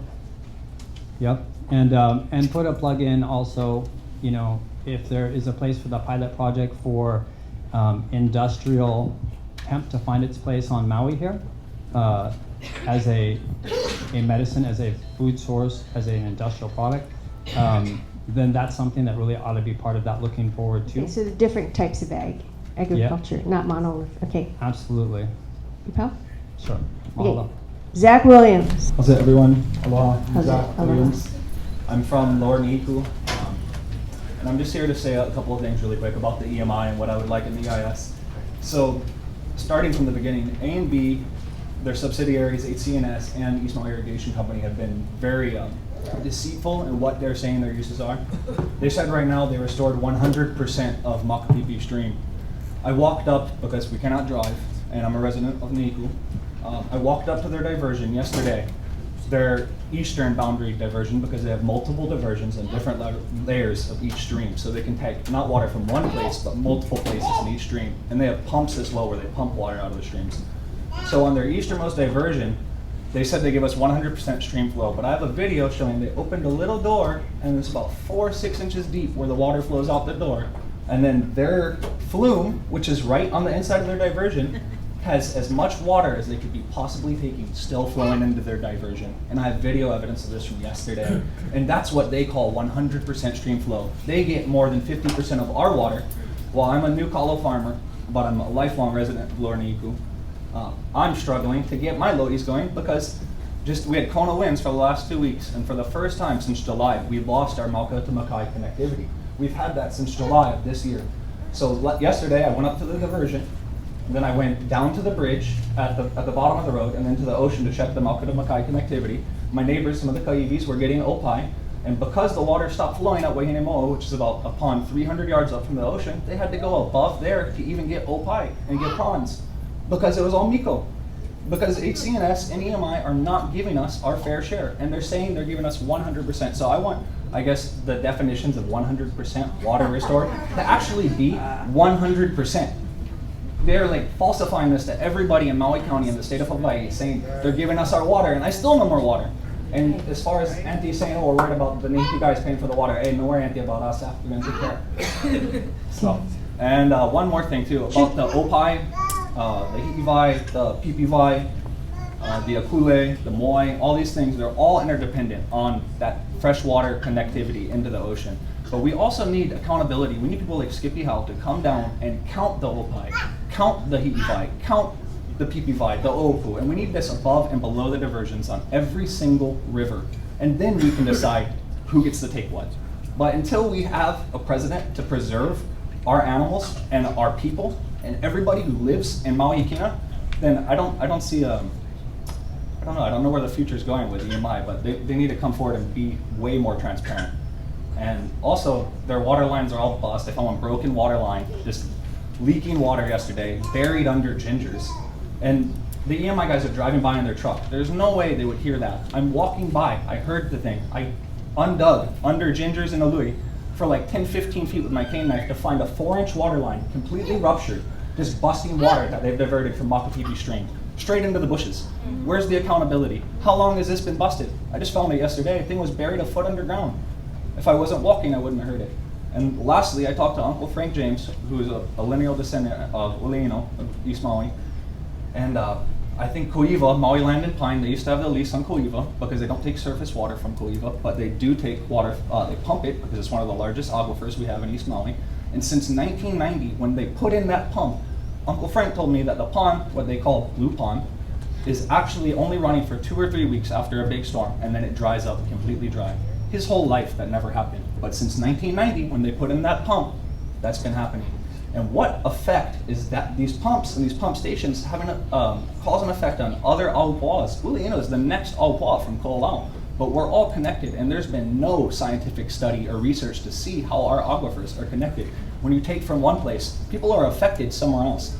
So they cannot just say, oh, this and that. I mean, we need way more scientific impact statements and, I don't know, research. Anyway, that's all I have to say. Kamalani Pahukoa. Kamalani. Aloha.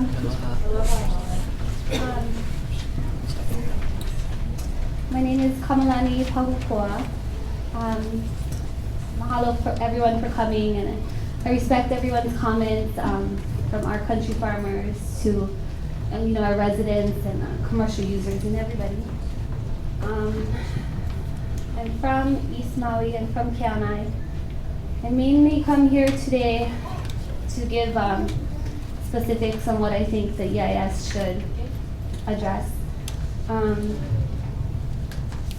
I'll get to it. So East Maui Streams holds one of the world's most diverse ecosystems of native species. Mollusks, amphipods, and vertebrata. I ask that you honor the recommendations of our state biologists, scientists, Hawaiian practitioners, and Maui community. It is crucial that habitat mapping would be incorporated in the environmental study.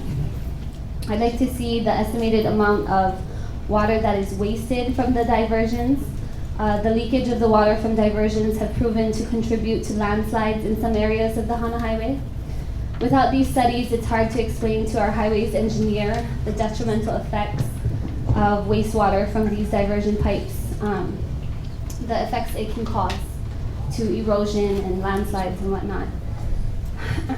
The erosions of some areas along the Hana Highway are from natural material, like water. However, they are caused by unnatural waterways, also known as EMI diversions. Maintaining the natural patterns of water flow in streams is the single most important requirement for protection of native Hawaiian stream animals. So I guess what I'm saying is I'd like you to be very specific and broad in your habitat mapping for the EIS.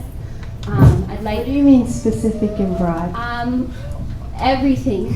Okay, I'd like to see that I know there's random, it's called random sampling, yeah, and random insect monitoring and whatnot, but I'd also like you to consider our ecosystems, the forests, O'opu, Hihivai, and everything that flows upstream. I'd like you to conduct the EIS, not just below the water diversions, but above. And so to wrap it up, I hope that everyone can come out to tomorrow's meeting, because I know there's a lot more East Maui residents that will be able to attend tomorrow's meeting as opposed to today, because it's kind of far and lengthy and whatnot. But I ask that all records of the EIS and data collection regarding East Maui streams be made public and updated weekly as reports and data collection become available. So if that's something that can be done, I'd like that to be done, as soon as that data becomes available, as soon as possible. Other than that, I just wanted to state that I don't support EMI obtaining this lease. I think that the county has the resources to manage these diversions on our own. I think that the community has the power to manage the diversions on our own. And for people to be relying on A&B and EMI is kind of a, we should just have more, we should have more respect to those who have been managing these ahupua'as for several generations. I mean, sustainability has been out there since the beginning, and in these streams from Ko'olau, from Hana to Haiku and Huelo. So for people to say that we have to only rely on A&B is kind of, it's not right, yeah, because Hawaiians have been managing our water resources since the beginning. So I just wanted to say that, and thank you guys for your time, and thank you everyone for coming. Thank you. Aloha Lani Smith. Aloha everybody, I'm Aloha Lani Smith. I live out in Kaupo, and I have also lineal descendancy in Uli'ino side. We grew up outside there. I am the Ahamoku o Kaupo representative. I've worked in the national park and DOFA in the natural resources management. But as well as it goes with that, development is needed. I'm not against it. I support it. I was a carpenter too, and that I'm looking for smart development. But before we even start with development, we need water, and we need to settle the water issue. Now, it was mentioned on the state-owned land in the 4 licensed areas. The EIS study alternative. Okay, I want them to study, which I'm going to propose a solution to cancel the lease, okay, because the DLNR and the state can take back the water system from A&B. The restoration to the irrigation system too can be worked on. Now, they can also work with partnerships. Just like what Kamalani was saying, is that the people can do it. We have a lot of partnerships right before us. Also the Ohanas, okay? The Ohanas can help, and by doing this, we can save money for the state by having stewardship, which was #1 in the beginning. Now, for example, we have this Ahamoku system. It is every ahupua'a that we take care of our kuleana from Mauta to Makai, even to the Muliwai, where the fishermen can also benefit. Now, all of this will benefit everybody, especially the communities that can take better care of our own resources, our kuleana. So the state, in the meantime, will save money and make money back. Now, this would support our water system as Maui grows. It's that simple.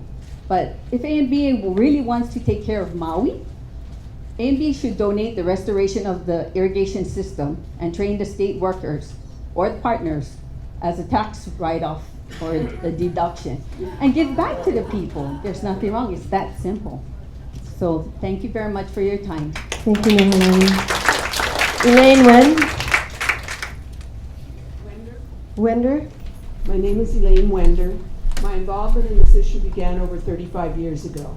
Figure 1-1 of the EISPN shows in green what are deceptively called EMI lands. In fact, many of these lands have multiple owners. For instance, many people, including myself, have interest in TMK 1-8-11 by Waiokmilo Stream in Kainai. These maps should be labeled accurately. I submitted timely substantive comments for the early consultation phase for the preparation of the EISPN and received a letter from Earl stating, quote, "Your comments will be considered and a copy of your comment letter will be appended to the EISPN," unquote. However, they were not appended. I've not even received a reply to my written request made a week ago that an amended EISPN be published, including my comments as well as others that were excluded, and that must immediately be sent to all those from whom you originally solicited comments, as well as those who made unsolicited comments. I still have not received a reply. I'm renewing that request. It is not an adequate remedy to include in the draft EIS my comments made in the consultation phase. It's taken us over 35 years to get here. In November of 1981, residents of KNI and Hana, through their council Isaac Hall, first petitioned BLNR to prepare an EIS in this case. For 35 years, A&B has fought tooth and nail to defy this legal requirement. It took citizen activism and court action to finally require them to adhere to the law and prepare an EIS. So here we are, 35 years later. In that time, we've lost 2 generations of kupuna who fought for water restoration, and our watershed has continued to be degraded by EMI's failure to exercise proper stewardship. A&B apparently no longer utilizes water from Waiokemilo, but this is not the same as restoration. EMI formerly diverted water not only from the main flume at Kiko Kiko, but also from numerous tributaries of various sizes which, before the existence of the ditch, eventually found their way into Waiokemilo Stream. This water was collected via over 24 diversions consisting primarily of concrete catchment basins with pipes. EMI has cut these pipes so that the water no longer goes into the ditch. Instead, it now drips or flows onto the ditch road, creating a muddy mess and additional habitat for invasive plants.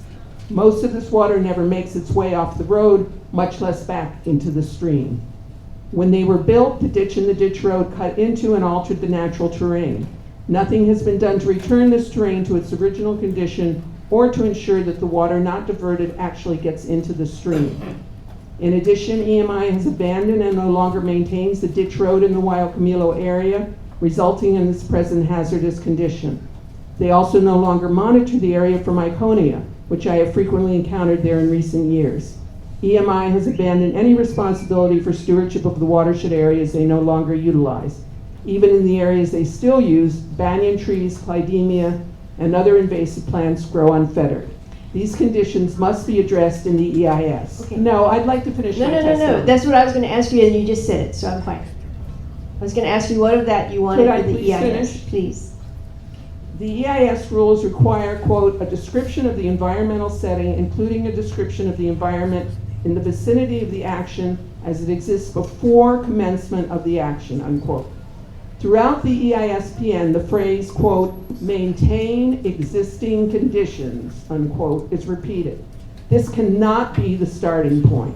We have experienced what EMI's lack of stewardship over these past 35 years, while they illegitimately held this land without an EIS and without a valid lease, not to mention the previous decades, has gotten us a seriously degraded watershed.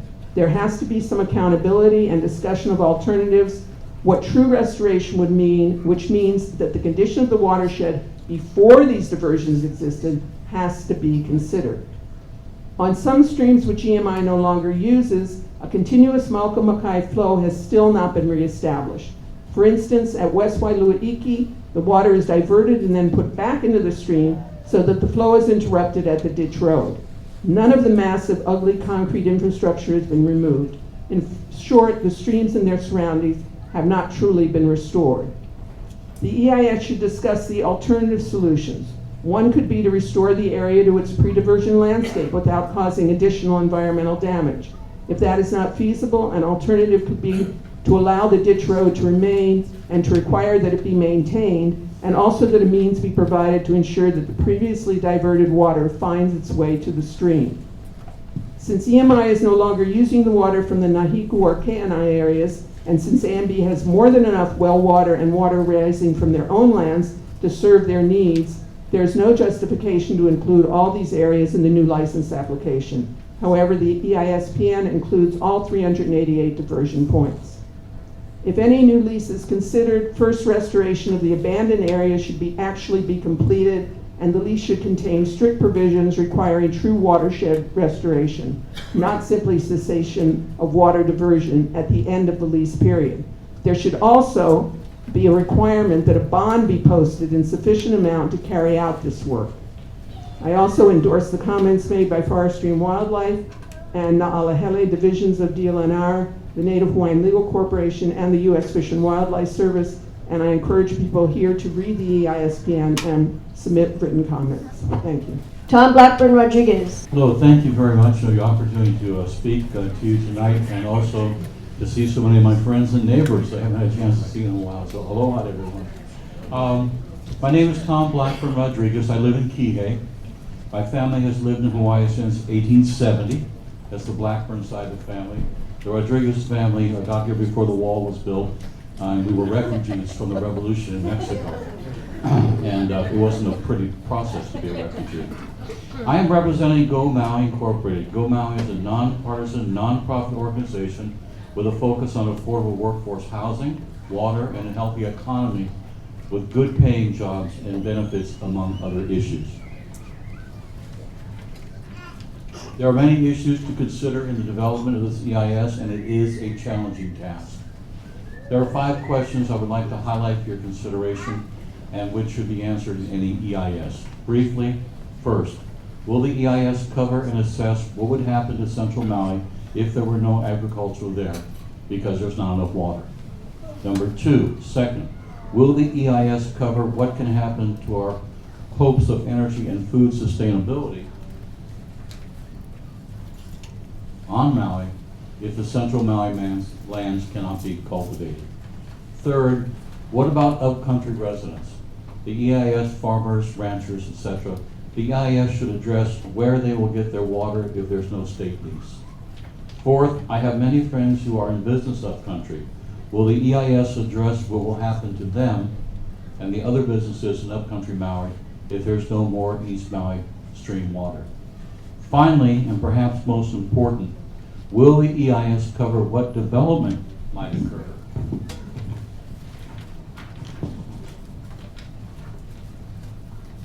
If there's no agriculture in Central Maui? These and other questions you will hear that you've heard tonight are important, and the answers will have real consequences for our community, which we all love. And finally, I would just like to endorse the concept of having a meeting in Hana. Although the Maui County Council has facilities where you can do remote meetings as well, I think it's very important for the people of Hana to be able to participate fully in a meeting of this nature, and strongly endorse that. Thank you. Thank you very much. Larry Koss. My name is Larry Koss. I live in Wailuku. I'm a member of the Maui Farmers Union, of the Hawaii Farmers Union, but I'm not a big farmer. I'm a little backyard bachelor farmer. I don't have all the details and specifics that so many people here have.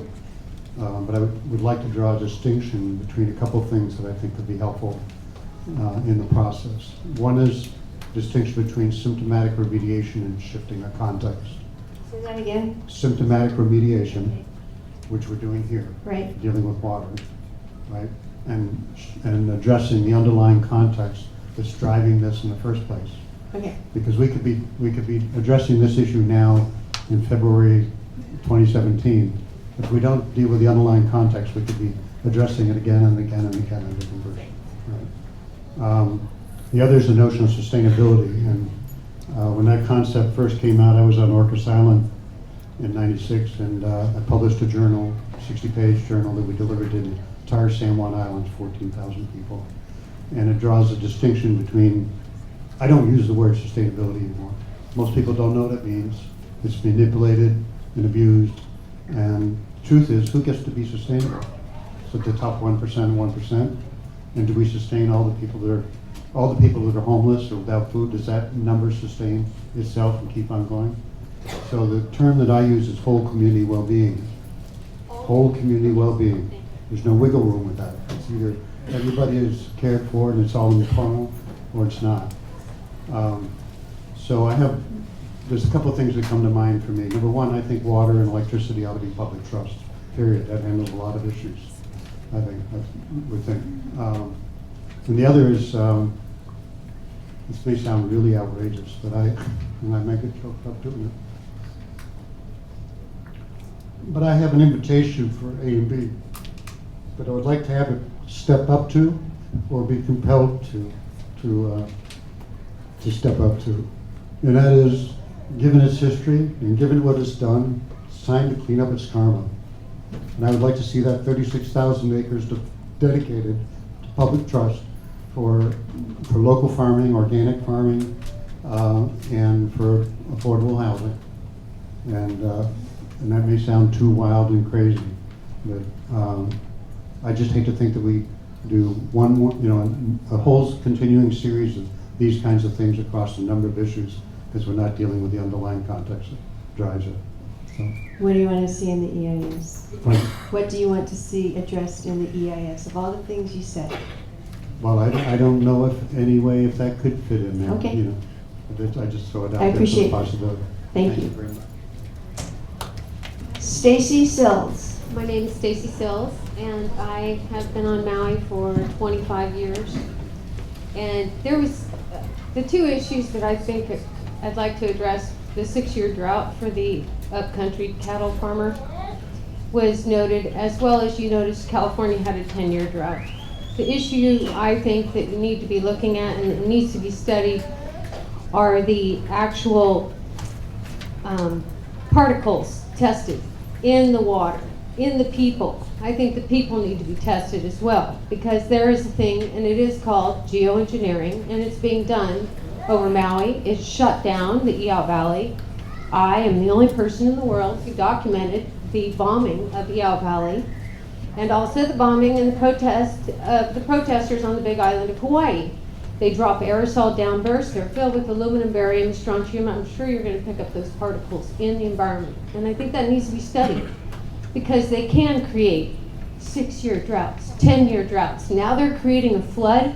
I just watched the same downbursts that are happening right now in Oroville that happened in Iao Valley. They're doing the same thing. That dam's gonna blow. Trust me, I know it, because I'm watching them. They're exploding the same aerosols that they did here in Iao. And this is an issue. It needs to be addressed, and you need to look at that factor in your environmental impact study. It's not a joke. I know it's top secret, people can't talk about it, but you know what? I'm going to talk about it, because it affects each and every one of you. It's global. It happens here. It happens all around the globe. I don't know, how many people know about global engineering? Anyone? Okay, that is very few. You're just ignorant. Please educate yourself. It affects you. You're breathing it. It happened today. It happens every single day. They're whiting out the planet. You'll never see a light blue sky again. So please check for particles. That's what I'd like you to do on your environmental impact study, is protect the health of these Hawaiian people, because they're being attacked. Thank you. Jocelyn Costa. Hi, my name is Jocelyn Costa. I'm the Hamoku representative for Hamakualo, but I'm a descendant of Nahiku, Opikoula on Makapipi. And my father, I'm sure you're going to meet him tomorrow evening, he's 81.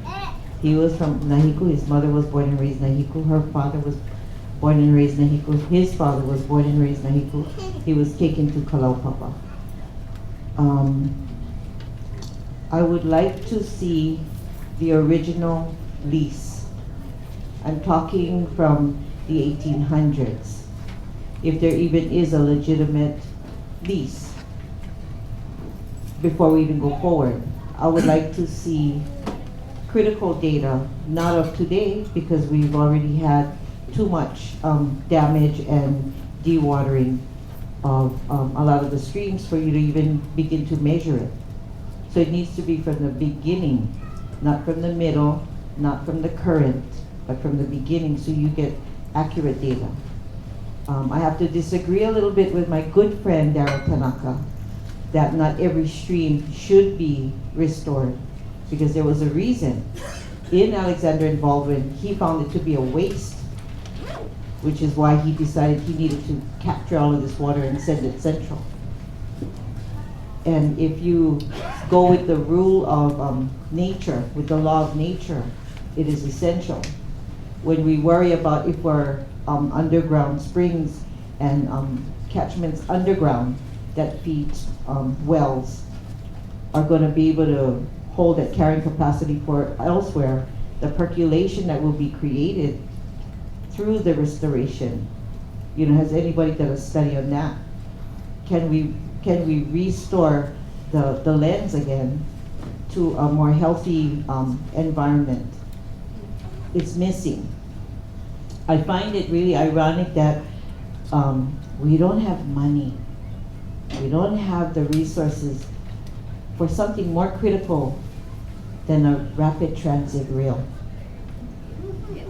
But we can find billions to put a piece of steel and concrete not even halfway around an island.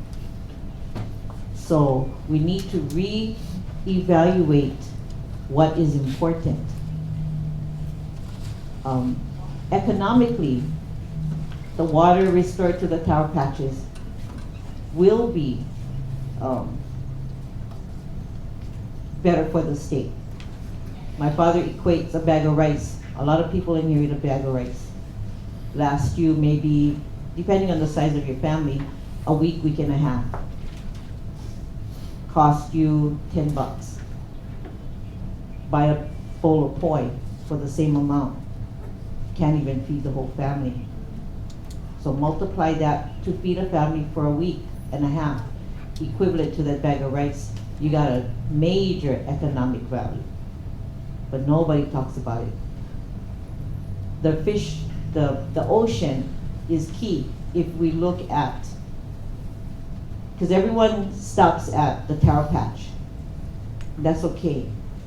But if you go all the way to the end user, then at least you have a more thorough assessment. Nobody talks about that.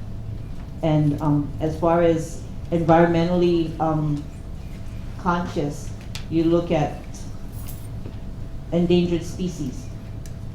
The state considers a Hawaiian crescent to be 50%. My father is an endangered species.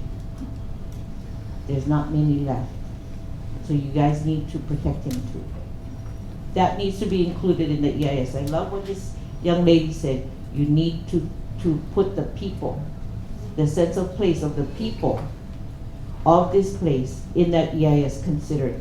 Not just the river, not just the stream, not just the pohaku, not just the tree, not just the bird, but the actual human that cohabitates there.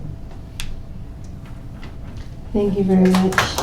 Okay, is that you? I'm mahalo you guys for holding this meeting and hearing our concerns and ideas. My name is Mikiala Pua'afredes. I'm a native Hawaiian, and my ohana has been on Maui for many generations. This meeting should be held in East Maui, so that everyone here and you folks as well can look the people of East Maui in the eye and talk about their resource that we're trying to do all these other things with. First and foremost, maybe consider doing an environmental impact study on the generations of East Mauians that have lost the way of life and continue to be oppressed by these diversions.